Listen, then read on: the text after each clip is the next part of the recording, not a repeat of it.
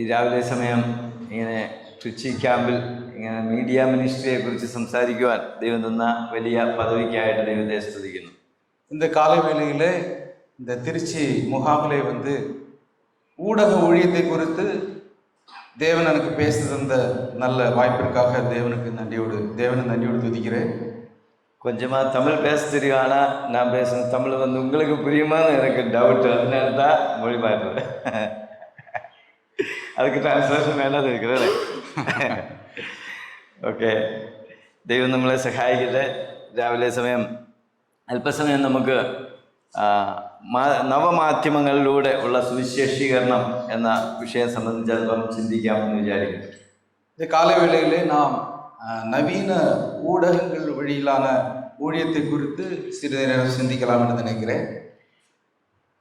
അപ്പോൾ സുവിശേഷം എന്താണ് എന്ന് നമുക്ക് ആദ്യമേ ഒന്ന് ചിന്തിക്കാം.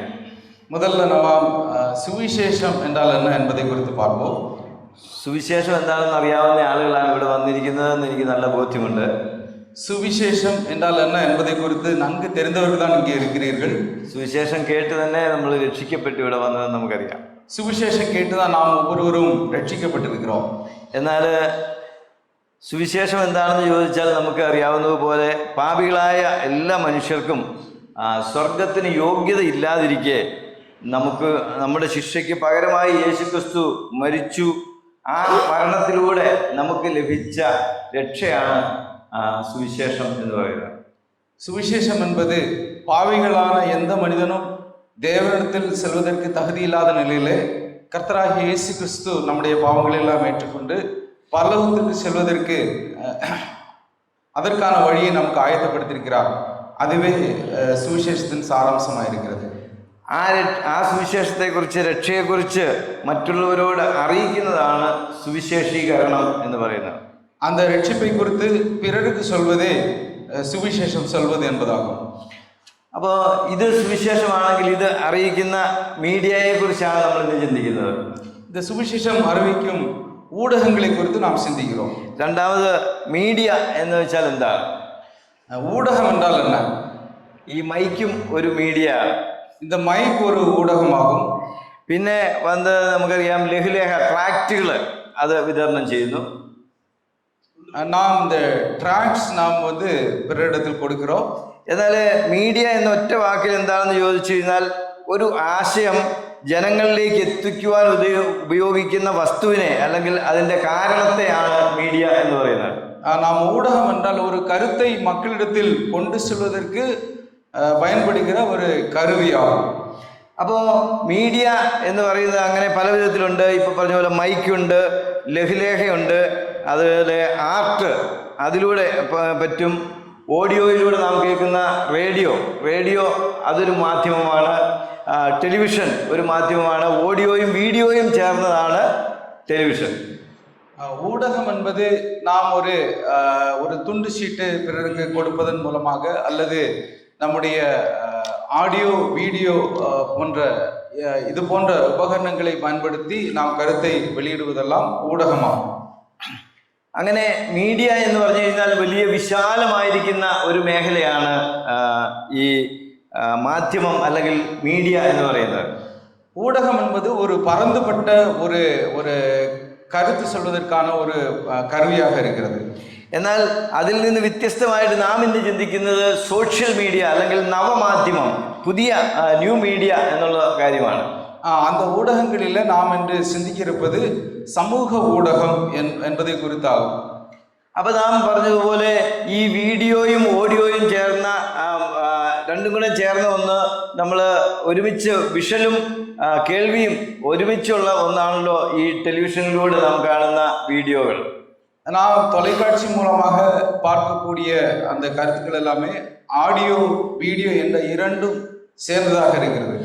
ഇന്ന് നമുക്കറിയാം ടി വിയിലൂടെ, യൂട്യൂബിലൂടെ, അതേമാതിരി ഫേസ്ബുക്ക്, ഇൻസ്റ്റാഗ്രാം ഇതിലൂടെയെല്ലാം ഈ പ്രക്ഷേപണങ്ങൾ അങ്ങനെ വളരെ നടക്കുന്നതായിട്ട് നമുക്കറിയാൻ കഴിയും. இன்று இந்த நவீன ஊடகங்களாக நாம் ஃபேஸ்புக், ட்விட்டர், இன்ஸ்டாகிராம் யூடியூப் போன்றவையெல்லாம் நாம் பயன்படுத்தி வருகிறோம். അതിലൂടെ ഇന്നത്തെ ലോകത്തെ സ്വാധീനിക്കുന്ന അനേക പാട്ടുകൾ, പ്രസംഗങ്ങൾ, സിനിമ, കഥാപ്രസംഗം എന്നിവയെല്ലാം നമുക്ക് ധാരാളമായിട്ട് നവമാധ്യമങ്ങളിൽ കാണുവാൻ കഴിയും. இந்த நவீன ஊடகங்கள் வழியாக நாம் பலவிதமான சினிமாக்கள், பாடல்கள், ஆடல்கள், அதுபோல கதைகள் என்ற பல வகைப்பட்ட விஷயங்களை நாம் கவனித்து வருகிறோம். ഇന്ന് ആമുഖം പറഞ്ഞതുപോലെ എന്നാൽ ഈ നവമാധ്യമങ്ങളെല്ലാം വളരെയധികം ദുരുപയോഗം ചെയ്യപ്പെടുന്ന ഒരു ലോകത്താണ് നാം ജീവിക്കുന്നത്. ஆனால் இந்த சமூக ஊடகங்கள் மிக அதிகமாக நாம் அதை நல்ல முறையில் உபயோகப்படுத்துவதை நாம் பார்க்க முடியவில்லை. தவறான விஷயங்களுக்காக பயன்படுத்தி வருகிறதை பார்க்கிறோம். എന്നാൽ ശരിയായ നിലയിൽ നമുക്ക് ഈ മാധ്യമങ്ങളെ ഉപയോഗിച്ച് എങ്ങനെ സുവിശേഷീകരണം നടത്താം എന്നുള്ളതാണ് നമ്മുടെ ചിന്താ വിഷയം. சரியான விதத்தில் இந்த சமூக ஊடகத்தை பயன்படுத்தி நாம் எப்படி சுவிசேஷம் அறிவிக்கலாம் என்பதை குறித்து நாம் சிந்திக்க வேண்டியிருக்கிறது. അപ്പോൾ നമുക്ക് ഈ നവമാധ്യമങ്ങളെ ഫേസ്ബുക്ക്, യൂട്യൂബ്, അതേമാതിരിയുള്ള നവ TV ഇവയൊക്കെ നമുക്ക് എങ്ങനെ സുവിശേഷീകരണത്തിനായിട്ട് ഉപയോഗിക്കാം? இந்த நவீன ஊடகங்களான ஃபேஸ்புக், வாட்ஸ்அப், இன்ஸ்டாகிராம் போன்றவற்றை பயன்படுத்தி எப்படி நாம் சுவிசேஷத்தை அறிவிக்கலாம்? അപ്പോൾ അതിൻ്റെ ഒന്നാമത്തെ പോയിന്റായിട്ട് ഞാൻ പറയാൻ ആഗ്രഹിക്കുന്നത് ഇതിൻ്റെ ആവശ്യകത എന്താണ്, പ്രാധാന്യം എന്താണ്? இந்த விஷயங்கள்ல நம்ம சிந்திக்கும் போது முதல் விஷயமாக நான் சொல்ல நினைப்பது இதனுடைய தேவை என்ன என்பதை குறித்து சிந்திக்க வேண்டியிருக்கிறது. അപ്പോൾ നമുക്കറിയാം, നാം ചെയ്തു വരുന്ന പരമ്പരാഗത സുവിശേഷീകരണം നമുക്ക് അറിയാം. ട്രാക്റ്റ് കൊടുക്കും, അത് വീടുകളിൽ പോയി സുവിശേഷം പറയും. അതൊന്നും ചെറുതായിരിക്കുന്ന ഒന്നല്ല, അത് മഹത്തരമായ ഒന്നാണ്. நாம் மரபாக செய்து வருகிற சுவிசேஷமானது வீடுகளில் சென்று சுவிசேஷம் அறிவிப்பது, துண்டு சீட்டுகளை விநியோகிப்பது போன்ற முறையிலே நாம் ஏற்கனவே நாம் மரபு வழியாக நாம் சுவிசேஷத்தை அறிவித்து வருகிறோம். എനിക്ക് തോന്നുന്നു ഇവിടെ ഇരിക്കുന്നവരിൽ ആരും നവമാധ്യമങ്ങളിലൂടെ രക്ഷിക്കപ്പെട്ടു വന്നവര് വളരെ ചുരുക്കമായിരിക്കാം. நான் நினைக்கிறேன் இங்கிருக்கிற எவருமே அந்த சமூக ஊடகங்கள் வழியாக ரட்சிக்கப்பட்டவர்கள் அல்ல. எல்லாருமே அந்த பரம்பரை முறையிலாக வந்த அந்த சுவிசேஷம் வழியாக தான் நாம் இயேசு கிறிஸ்துவை குறித்து அறிந்திருக்கிறோம். നാം രക്ഷിക്കപ്പെട്ടവരിൽ അധികം പേരും പേഴ്സണൽ ഇവാഞ്ചലിസത്തിലൂടെ കടന്നു വന്നവരാണ്. நாம் இங்கிருக்கிற அனைவருமே நாம் தனிப்பட்ட சுவிசேஷம் வழியாக நாம் இயேசு கிறிஸ்துவை அறிந்தவர்களாக இருக்கிறோம். നമ്മൾ പറയുന്നത് ഗോസ്പൽ എന്നാണല്ലോ. காஸ்பல் என்பதுதான் அதனுடைய பொருள். அது மலையாளத்தில் പറയുന്നത് போய் പറയുക എന്നാണ്. காஸ்பல் என்ற சொல்லை நாம் பிரித்தோம் என்றால் போய் சொல்லுதல், போய் சொல்லுதൽ என்று பொருள்படும். അത് വളരെ ഉപകാരപ്രദമായിരിക്കുന്ന ഒരു മീഡിയ തന്നെയാണ്. அது அதிகமாக நாம் பயன்படுகிற ஒரு ஊடகம் தான். എന്നാൽ പ്രിയമുള്ളവരെ, കൺവെൻഷൻ നടത്തുക, ലഘുലേഖ വിതരണം, അതൊക്കെ വളരെ ആവശ്യമാണ് എങ്കിൽ തന്നെയും ഇന്ന് സോഷ്യൽ മീഡിയയുടെ ഒരു കാലമാണ് എന്നുള്ളത് നമുക്ക് എല്ലാവർക്കും തിരിച്ചറിവുള്ളതാണ്.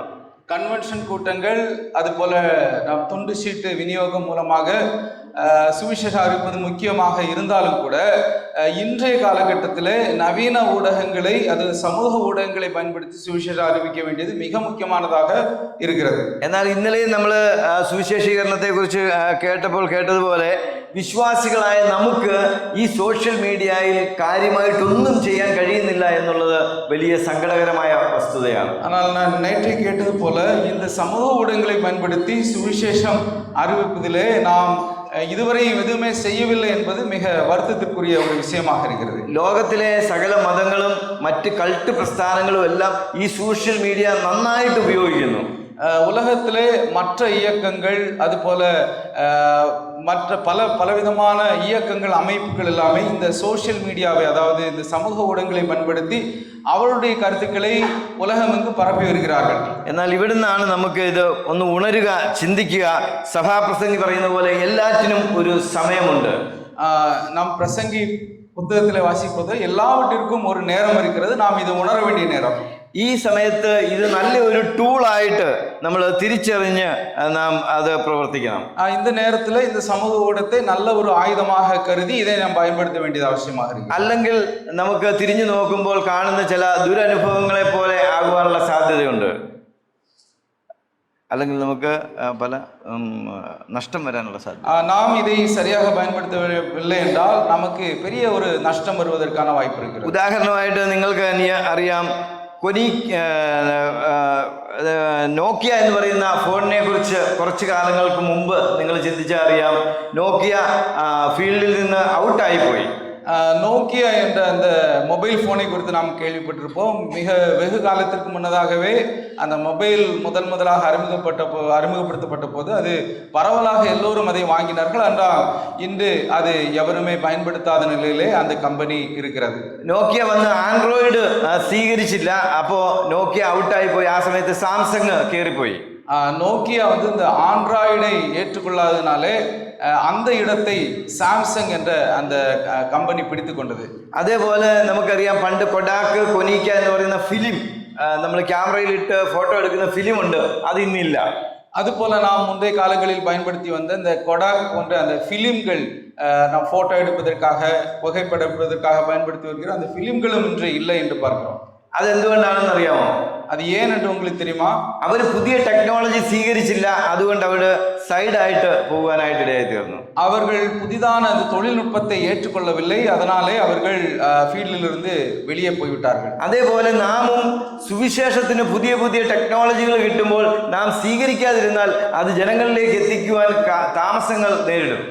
நாம் அது போலவே புதிதாக வருகிற தொழில்நுட்பத்தை நாம் பயன்படுத்தவில்லை என்றால் அது நமக்கு பெரிய ஒரு ஏமாற்றத்தின் நஷ்டத்தை ஏற்படுத்தும்.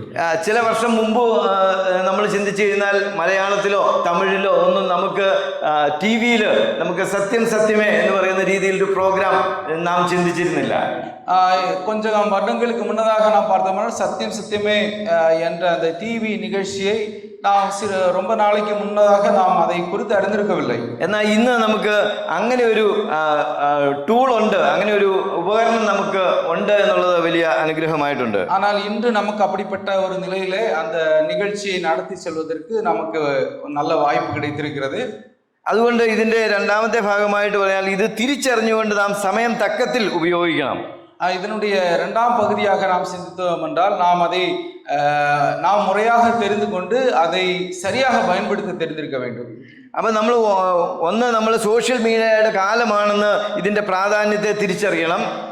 முதலாவதாக இது சமூக ஊடகங்களின் காலம் என்பதை குறித்து நாம் அறிந்து கொள்ள வேண்டும். രണ്ടാമത് ഇത് തിരിച്ചറിഞ്ഞുകൊണ്ട് നാം സമയം തക്കത്തിൽ ഉപയോഗിക്കണം. നമ്മുടെ കർത്താവിന്റെ വരവെടുത്തു എന്ന് നാം പറയുന്നുവെങ്കിൽ അതിനെക്കുറിച്ച് ഗൗരവമായിട്ട് ചിന്തിക്കണം. தேவனுடைய வருகை அதி சீக்கிரமாக இருக்கிறது என்பதை அறிந்து இந்த ஊடகத்தை சரியாக பயன்படுத்த நாம் தெரிந்திருக்க வேண்டும். കർത്താവ് ഇന്ന് ഈ ക്യാമ്പ് കഴിയുന്നതിന് മുമ്പ് വരും എന്ന് വിശ്വസിക്കുന്ന എത്ര പേരുണ്ട് ഇവിടെ? கர்த்தர் இந்த முகாம் வழியாக உங்களுக்கு அனைவருக்கும் அந்த கிருபையை தருவார் என்று நான் விசுவாசிக்கிறேன். ഇന്ന് ക്യാമ്പിലേക്ക് വരുമ്പോ ക്യാമ്പ് കഴിഞ്ഞ് നമ്മൾ തിരിച്ച് വീട്ടിൽ പോകുമെന്ന് ചിന്തിച്ചുകൊണ്ടല്ലേ ഞാനും നിങ്ങളും ഒക്കെ വന്നത്. ക്യാമ്പിന് വരുമ്പോ ക്യാമ്പ് കഴിഞ്ഞ് തിരിച്ച് വീട്ടിൽ പോകാമെന്ന് നിശ്ചയിച്ചാണ് വന്നത്. நாம் எல்லாரும் முகாமுக்கு வந்தோம், திரும்ப நாம் வீட்டுக்கு போவோம் என்ற ஒரு எதிர்பார்ப்புடன் தான் நாம் அனைவரும் வந்திருக்கிறோம். ஆனால் റിയലി ഇന്ന് കർത്താവ് വരുമെന്ന് നമ്മൾ ഗൗരവമായിട്ട് ചിന്തിക്കുന്നുണ്ടോ? இன்று தேவன் வருவார் என்று நாம் யாராவது நாம் சிந்திக்கிறோமா? കർത്താവ് എപ്പോ വരും? தேவன் எப்போது வருவார்? കർത്താവ് വന്നാൽ നമ്മളുടെ ഈ ചുറ്റുമുള്ള പാപികള് രക്ഷിക്കപ്പെട്ടില്ലെങ്കിൽ അവർ സ്വർഗത്തിൽ പോവോ? கர்த்தராகிய இயேசு கிறிஸ்து ஒருவேளை வந்தால் நம்மை சுற்றியுள்ள பாவிகள் இதுவரையும் ரட்சிக்கப்படவில்லையே என்ற ஒரு கவலை நமக்குள்ள இருக்கிறதா? അല്ല, നമ്മൾ ഇന്നോ നാളെയോ മരിച്ചാൽ നാളെ നമുക്ക് ഈ അവസരം, ഓപ്പർച്യൂണിറ്റി നമുക്കുണ്ടോ? நாம் இன்றோ நாளையோ நாம் மரித்தோமானால் இந்த வாய்ப்பு நமக்கு திரும்ப கிடைக்குமா? നമുക്ക് സുവിശേഷം പറയാനുള്ള ഈ അവസരം നമുക്ക് പിന്നെ എപ്പോ കിട്ടും? நமக்கு സുവിശേഷം அறிவிப்பதற்கான வாய்ப்பு இனிமேல் என்று கிடைக்கும். അതുപോലെ തന്നെ ചില രാജ്യങ്ങളിൽ, ചൈന പോലെയുള്ള രാജ്യങ്ങളിൽ ഗൂഗിൾ എന്ന് പറയുന്നത് ബാൻ ചെയ്തിരിക്കുകയാണ്. அதுபோல சில நாடுகளிலே, நாம் சீனா போன்ற நாடுகளிலே கூகுள் போன்ற அந்த தேடல் கருவிகளை தடை செய்திருக்கிறார்கள். റഷ്യ, ചൈന പോലെയുള്ള സ്ഥലങ്ങളിൽ ഇന്റർനെറ്റ് വഴി ടിവിയോ അങ്ങനെയുള്ള മീഡിയാസോ അവിടെ ലഭ്യമല്ല. ரஷ்யா, சீனா போன்ற இடங்களிலே ഇന്റർനെറ്റ് വഴിயாக தொலைக்காட்சி பார்ப்பது கூட தடை செய்யப்படும். നമ്മൾ വിചാരിക്കും നമ്മുടെ ഫോണിൽ ഇത് കിട്ടുന്ന പോലെ ലോകത്തെല്ലായിടത്തും കിട്ടും എന്ന് നമ്മൾ വിചാരിക്കും. நாம் நினைக்கிறோம் நமக்கு இன்று நம்முடைய மொபைல் போன்லே எல்லாவற்றையும் பார்ப்பதை போல எல்லா நாடுகளிலும் வாய்ப்பு இருக்கிறது என்று நினைத்துக் கொண்டிருக்கிறோம். അത് ഓരോ സർക്കാരിനും അവരവരുടെ രാജ്യത്തിൽ നിയന്ത്രിക്കാനായിട്ട് കഴിയും. ஒவ்வொரு நாடுகளிலும் அவரவர்கள் அந்த நாடுகளுக்குரிய சட்டதிட்டங்கள் இருக்கிறது. അപ്പൊ അതുകൊണ്ട് പ്രിയമുള്ളവരെ, നാളെ അതുപോലെ ഇന്ത്യയിൽ ഇങ്ങനെ ഒന്ന് ബാൻ ചെയ്താൽ നമുക്ക് അവസരമുണ്ടോ എന്നറിയില്ല. அது போலவே பிரியமானவர்களே, நாளைக்கு இந்தியாவிலே இது போன்ற அரசு சட்டத்தை இயற்றி இந்த சமூக ஊடகங்களை பார்க்க முடியாத நிலை வந்துவிட்டால் நாம் என்ன செய்ய முடியும்? അതുകൊണ്ട് നമുക്കിപ്പോൾ തന്നെ പ്രവർത്തിക്കാം. കർത്താവ് പറഞ്ഞിരിക്കുന്നത് പോലെ ആർക്കും പ്രവർത്തിക്കാൻ കഴിയാത്ത രാത്രി വരുന്നു. அதனாலேயே நாம் இப்போதே நாம் செயல்பட தொடங்குவோம். தேவன் இயேசு கிறிஸ்து சொன்னதை போல யாருக்குமே செயல்படக்கூடாத ஒரு காலம் வர இருக்கிறது. പകൽ ഉള്ളിടത്തോളം അവന്റെ വേല നമുക്ക് ചെയ്യാം. പകൽ വേളയിലെ தேவனுடைய வேலையை நாம் செய்வோம். ഇന്നല്ലെങ്കിൽ പിന്നെ വേറെ എന്നാണ് നാം ചെയ്യുക? இன்று அல்லாமல் நாம் வேறு எந்த நாளில் நாம் இதை செய்ய முடியும்? നാം അല്ലെങ്കിൽ പിന്നെ ആരാണ് ഈ വേല ചെയ്യുക? நாம் செய்யவில்லை என்றால் இந்த வேலையை வேறு யார் செய்வார்கள்? ഇതൊരു വെല്ലുവിളിയായിട്ട് നമുക്ക് ഏറ്റെടുക്കാം. இது ஒரு സവാலாக நாம் அதை ഏറ്റെടുப்போம். ചാർലി പീസ് എന്ന് പറയുന്ന ഒരു നിരീശ്വരവാദിയായിരിക്കുന്ന കുറ്റവാളിയെ കുറിച്ച് ഞാൻ കേട്ടിട്ടുണ്ട്. சார்லி பீஸ் என்ற ஒரு குற்றவாளியான ஒரு நாத்திகனை குறித்து நான் கேள்விப்பட்டிருக்கேன். അവര് ജയിലിൽ കിടന്ന് അടുത്ത ദിവസം തൂക്കുകയറിന് കാത്തു കിടക്കുകയാണ്. அவர் மறுநாள் அவருக்கு தூக்கு தண்டனைக்காக காத்திருக்கும் ஒரு நேரம். அந்த സമയത്ത് ഈ തൂക്കിലേക്ക് അതിരാവിലെ കൊണ്ടുപോകുന്ന സമയത്ത് അവരുടെ പിന്നാലെ ആ പാസ്റ്റർ അല്ലെങ്കിൽ ചാപ്ലൈൻ, ജയിൽ ചാപ്ലൈൻ അങ്ങനെ മതത്തിന്റെ ആശ്വാസങ്ങൾ എന്ന് പറഞ്ഞുകൊണ്ട് അവരുടെ പിന്നാലെ വചനം പറഞ്ഞുകൊണ്ട് പോയി. அவரை தூக்கில் ஏற்றுவதற்காக காலையிலே கொண்டு செல்லும் போது அந்த ஜெயிலில் உள்ள சிற்றாலய குரு தேவ வசனத்தை குறித்து, தேவ வசனங்கள் கிடைக்கக்கூடிய ആറുതலை குறித்து അവരിடம் പേശിക്കൊണ്ടേ சென்றார். ആ മതത്തിന്റെ ആശ്വാസം എന്ന് പറയുന്നത് ഈ പറഞ്ഞ പോലെ നീ ഒരു പാപിയാണ്, നീ സ്വർഗത്തിൽ പോകാൻ യേശുവിൽ വിശ്വസിക്കുക എന്ന് പാട്ട് പോലെ ഇങ്ങനെ പറഞ്ഞ് അദ്ദേഹത്തിന്റെ പിന്നാലെ പോയി. அவர் சொன்ன கருத்துக்களிலே இயேசு கிறிஸ்து உங்களுடைய பாவங்களை ரட்சிப்பார் என்ற ஒரு அடிப்படையிலே ஒரு பாடலாகவே அவரிடம் பேசிக்கொண்டே சென்றார். അപ്പോൾ അദ്ദേഹം ആ ചാപ്ലൈനെ ഇങ്ങനെ തിരിഞ്ഞു നോക്കിയിട്ട് അദ്ദേഹം ചോദിച്ചു, നിങ്ങൾ ഈ പറയുന്ന കാര്യം വാസ്തവമായി വിശ്വസിക്കുന്നു എന്ന് ചോദിച്ചു. அவர் அந்த கைதி திரும்பி அவரிடம் கேட்டார், அந்த சிற்றாலய குருவிடம் கேட்டார், நீங்கள் விசுவாசிக்கிறபடியே உங்களுக்கு நடக்கும் என்று நீங்கள் நம்புகிறீர்களா என்று கேட்டார். അദ്ദേഹം പറഞ്ഞു, നിങ്ങൾ വിശ്വസിക്കുന്നു എന്ന് പറയുന്ന ഈ സത്യം ഞാൻ വിശ്വസിച്ചിരുന്നുവെങ്കിൽ ഞാൻ ഇംഗ്ലണ്ടിന്റെ ഒരറ്റം മുതൽ മറ്റേ അറ്റം വരെ കുപ്പിച്ചില്ലുകൾ അടിച്ചു വിതറിയിട്ടിരുന്നാലും ഞാൻ മുട്ടിന്മേൽ ഇഴഞ്ഞു നടന്ന് ഈ സത്യം പറയുമായിരുന്നു എന്ന് പറഞ്ഞു. நீங்கள் நம்புகிற இந்த விஷயத்தை நான் ஒருவேளை இதற்கு முன்னமே நம்பி இருந்தால் இங்க அந்த உடைந்த அந்த குப்பிச்சில் கண்ணாடி தூள்கள் அதை சிதறப்பட்டிருந்தாலும், நான் செல்கிற இடங்களிலே கண்ணாடி தூள்கள் உடைந்து கிடந்தாலும் அதன் மீது நான் முட்டின் மேல் நடந்து நான் அந்த சுவிசேஷத்தை அந்த மக்களுக்கு நான் அறிவித்திருப்பேன் என்று சொன்னார். പ്രിയമുള്ളവരെ, ഈ വർത്തമാനം നമ്മുടെ ഹൃദയത്തെ ചിന്തിപ്പിക്കേണ്ട ഒന്നാണ്. பிரியமானவர்களே, இந்த செய்தி நம்மை சிந்திக்க வைக்க வேண்டிய ஒன்றாக இருக்கிறது. അതേപോലെ നമ്മളൊന്ന് ചിന്തിച്ചു നോക്കിക്കേ, നമ്മുടെ ബന്ധുക്കൾ, ഉറ്റവർ ഒക്കെ മരിച്ച ഒരു ദിവസം നരകത്തിലേക്ക് പോകുന്നു എന്ന് ചിന്തിക്കുക. இதே போல நீங்கள் நினைத்து பாருங்கள், உங்கள் உற்றார் உறவினர்கள், உங்களுடைய நண்பர்கள், குடும்பத்தினர்கள் அவர்கள் ஒரு நாள் இறந்து அவர்கள் இந்த உலகத்திலிருந்து மாற்றப்படுவார்கள் என்று நினைத்துக் கொள்ளுங்கள். അതേസമയം നമ്മളും സ്വർഗത്തിലേക്ക് പോകുന്ന ഒരു വഴിയിലൂടെ രണ്ടു കൂട്ടരും യാത്ര ചെയ്യുന്നു എന്ന് സങ്കല്പിക്കുക. நாமும் அது போல எடுத்துக்கொள்ளப்படும் போது அந்த போகும் வழியிலே அந்த இருவரும் சந்திக்கிறோம். நீங்களும் உங்களுக்கு மிக நெருக்கமானவர்களும் സന്ധിக்கிறோம் എന്ന് நினைத்துக் கொள்ளுங்கள். ഒരു ജംഗ്ഷനിൽ വെച്ച് നമ്മൾ കണ്ടുമുട്ടുമ്പോൾ അവര് നമ്മളോട് എന്തു പറയും? നമ്മൾ സ്വർഗത്തിലേക്ക് പോകുന്നു, അവർ നരകത്തിലേക്ക് പോകുന്നു. ஒரு இடத்திலே நாம் சந்திக்கிறோம் போது நாம் பரலோகத்திற்கு செல்கிறோம், அவர்கள் நரகத்துக்கு செல்கிறார்கள் என்று நினைத்துக் கொள்ளுங்கள். അവർ നമ്മളോട് ഹായ് പറഞ്ഞ് ഞങ്ങൾ നരകത്തിൽ പോകുന്നു, നിങ്ങൾ സ്വർഗത്തിൽ പോകുന്നു പറഞ്ഞ് ടാറ്റ പറഞ്ഞു പോകുമോ? அவர்கள் நம்மிடம் ஒரு ஹாய் சொல்லி நீங்கள் சொர்க்கத்திற்கு செல்கிறீர்கள், நாங்கள் நரகத்திற்கு செல்கிறோம் சந்தோஷமாக செல்வார்களா? அப்போ அவர் என்ன ചോദിക്കും? அப்போ அவர்கள் என்ன கேட்பார்கள்? അവർ പറയും, നിങ്ങൾ ഒരിക്കലൂടെ എന്നോട് ഈ സുവിശേഷം ഒന്ന് പറഞ്ഞിരുന്നെങ്കിൽ എന്ന് പറയും. நீங்கள் ஒருமுறை இந்த சுவிசேஷத்தை என்னிடம் அறிவித்திருக்க கூடாதா என்று கேட்க மாட்டார்களா? ഒരുപക്ഷെ മലയാളത്തിൽ ദുഷ്ട அப்படின்னு கூப்பிட்டு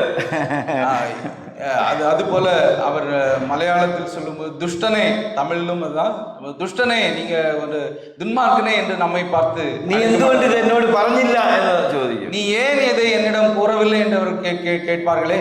ഞാൻ തീ നരകത്തിലേക്ക് പോകുന്നു, நான் எரிகிற நரகத்திற்கு செல்ல இருக்கிறேன், നീ സ്വർഗത്തിലേക്ക് പോകുന്നു, நீ பரலோகத்துக்கு போகிறாய், എന്നെ നിർബന്ധിക്കണ്ടയോ എന്ന് ചോദിക്കും. ஏன் என்னை நிர்பந்திக்கவில்லை? പ്രിയമുള്ളവരെ, അത് വലിയ നമ്മുടെ നേരെയുള്ള വലിയൊരു വെല്ലുവിളിയാണ്, ചോദ്യചിഹ്നമാണ്. பிரியமானவர்களே, இது நமக்கு முன்னதாக இருக்கக்கூடிய ஒரு பெரிய சவால். ഇത് എത്ര ഭയാനകമാണ്, இது எவ்வளவு பயங்கரமானது. അതുകൊണ്ട് ദൈവത്തിൻ്റെ ചോദ്യം നാം തിരിച്ചറിയണം. ഇന്നല്ലെങ്കിൽ പിന്നെ എന്ന് ആര് പറയും? നമ്മളല്ലെങ്കിൽ പിന്നെ മറ്റാര് പറയും ഈ സുവിശേഷം? அதுபோல தேவன் கேட்கிற கேள்வியை நாம் சிந்திக்க வேண்டியது அவசியமா இருக்கிறது. நாம் இன்று அல்லாமல் வேறு எந்த நாள் இதை செய்ய போகிறோம்? நாம் அல்லாமல் வேறு யார் இதை செய்ய போகிறார்கள்? അപ്പൊ ഇതിന്റെ പ്രാധാന്യം എന്ന് പറയുന്നത് അതീവ ഗൗരവമേറിയതാണ്. இதனுடைய முக்கியத்துவம் என்பது அது ரொம்ப கவனத்திற்குரியதாக இருக்கிறது. ഇനി രണ്ടാമത്തെ കാര്യമായിട്ട് പറയുവാനുള്ളത് നമുക്കുള്ള ഇതിന്റെ പങ്കും ഉത്തരവാദിത്വവും ആണ്. இரண்டாவதாக நான் கூற இருப்பது நம்முடைய பங்களிப்பும் நம்முடைய பொறுப்பும். നമ്മുടെ ഉത്തരവാദിത്വം എന്ന് പറയുന്നത് ഒന്നാമത് ഇത് കർത്താവിന്റെ അന്ത്യകൽപ്പനയാണ് എന്നുള്ളതാണ്. நம்முடைய பங்களிப்பு அல்லது பொறுப்பு என்பது இது வேதத்தில் நாம் பார்க்கும்போது இது வந்து அந்திய, அதாவது கடைசி கிரேட் கமிஷன், கிரேட் கமிஷன் பிரதான கட்டளையாக இருக்கிறது. അപ്പൊ അത് മർക്കോസിന്റെ സുവിശേഷം 16:15 ഇങ്ങനെ പറയുന്നു, നിങ്ങൾ ഭൂലോകത്തിൽ എങ്ങും പോയി സകല സൃഷ്ടിയോടും സുവിശേഷം പ്രസംഗിപ്പിൻ. തമിഴ് വായിക്കാം. மார்க் 16:15 நாம் இவ்வாறு வாசிக்கிறோம், பின்பு அவர்களை நோக்கி நீங்கள் உலகமெங்கும் போய் சர்வ சிருஷ்டிக்கும் சுவிசேஷத்தை பிரசங்கியுங்கள். പ്രിയമുള്ളവരെ, ഇത്ര വലിയ രക്ഷ കർത്താവായ യേശു ക്രിസ്തു എനിക്ക് വേണ്ടി മരിച്ചു, നിങ്ങൾക്ക് വേണ്ടി മരിച്ചു, നമ്മുടെ പാപത്തിന്റെ ശിക്ഷ തീർന്നു എന്ന് തിരിച്ചറിഞ്ഞ നാം ഈ രക്ഷ ലോകമെങ്ങും പോയി നാം പറയണം. பிரியமானவர்களே, கர்த்தராகிய இயேசு கிறிஸ்து எனக்காக மரித்தார், உங்களுக்காக மரித்தார். இந்த செய்தியை நாம் உலகமெங்கும் சென்று எல்லோருக்கும் அறிவிக்க வேண்டியது நம்முடைய கடமையாக இருக்கிறது. നമുക്ക് ആഫ്രിക്കയിൽ പോയി പറയാൻ പറ്റുമോ? ആഫ്രിക്കയിൽ പോയി നമുക്ക് ആഫ്രിക്കാவில் சொல்ல முடியுமா? വേണ്ട, ഈ തമിഴ്നാടിന്റെ എല്ലാ സ്ഥലത്തും പോയി നമുക്ക് സുവിശേഷം പറയാൻ പറ്റുമോ? இந்த தமிழ்நாட்டிலேயே எல்லா இடங்களிலும் போய் நாம் இதை அறிவிக்க முடியுமா? ഗുജറാത്തിൽ പോയി പറയാൻ പറ്റുമോ? குஜராத்துக்கு சென்று சொல்ல முடியுமா? നമുക്ക് സമയമുണ്ടോ? നമുക്ക് നേരം இருக்கிறதா? നമുക്ക് സമയമില്ല. നമുക്ക് അതുപോലെ തന്നെ അവിടെ എല്ലാം പോയി പറയാനുള്ള മറ്റു വസതി ഉണ്ടോ? നമുക്ക് அந்த இடங்களிலே போய் சொல்வதற்கான வாய்ப்புகள் இருக்கிறதா? പ്രിയമുള്ളവരെ, അതുകൊണ്ട് ഇത്ര വലിയ രക്ഷ ലഭിച്ച നാം ഈ സുവിശേഷം അറിയിക്കുക എന്നത് നമ്മുടെ പരമപ്രധാനവും പ്രാഥമികവും ആയിരിക്കുന്ന വലിയ ഉത്തരവാദിത്തമാണ്. பிரியமானவர்களே, நமக்கு கிடைக்கப்பட்ட இப்ப இந்த பாக்கியத்தை குறித்து, சுவிசேஷத்தை குறித்து நாம் மற்றவர்களிடத்தில் கண்டிப்பாக அறிவிக்க வேண்டியது நம்முடைய கடமையாக இருக்கிறது. மத்தாய் சுவிசேஷம் 28:18, மத்தேயு 28:18 വാസിக்கலாம். സ്വർഗത്തിലും ഭൂമിയിലും എനിക്ക് സകല അധികാരവും നൽകപ്പെട്ടിരിക്കുന്നു എന്നാണ് പറയുന്നത്. ഭൂമിയിലും സകല അധികാരവും എനിക്ക് കൊടുക്കപ്പെട്ടിരിക്കുന്നത്. ആമാ. അപ്പോ സ്വർഗത്തിലും ഭൂമിയിലും സകല അധികാരവുമുള്ള ആളാണ് പറയുന്നത്. ആകയാൽ നിങ്ങൾ പുറപ്പെട്, പോ എന്ന് പറയുന്നത്. வானத்திலும் பூமியிலும் சகல அதிகாரம் எனக்கு கொடுக்கப்பட்டிருக்கிறது, ஆகையால் நீங்கள் புறப்பட்டு போங்கள் என்று அங்கே கூறுவதை நாம் பார்க்கிறோம். ലോകത്തിലെങ്ങും പോയി സകലരോടും സുവിശേഷം പറയുക എന്ന് പറഞ്ഞു. உலகத்தில் எல்லா இடங்களுக்கு சென்று சுவிசேஷம் அறிவிக்க வேண்டும் என்று அங்கே கூறப்பட்டிருக்கிறது. എന്റെ പ്രിയമുള്ളവരെ, ഞാനോ ഇവിടെ ഇരിക്കുന്ന ആരെങ്കിലുമോ നമ്മുടെ മിഷണറിമാരോ നിങ്ങളൊന്ന് പോ എന്ന് പറഞ്ഞല്ല, നമ്മുടെ കർത്താവാണ് നമ്മളോട് പറഞ്ഞത് പോയി പറയുക.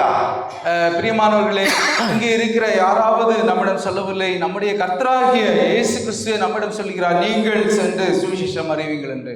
മത്തായി 28:19 പറയുന്നു, നിങ്ങൾ പുറപ്പെട്ട് പിതാവിന്റെയും പുത്രന്റെയും പരിശുദ്ധാത്മാവിന്റെയും നാമത്തിൽ സ്നാനം കഴിപ്പിച്ച് ഞാൻ നിങ്ങളോട് കൽപ്പിച്ചതൊക്കെ അവരെ പഠിപ്പിച്ച് ശിഷ്യരാക്കുക എന്നാണ് പറഞ്ഞത്.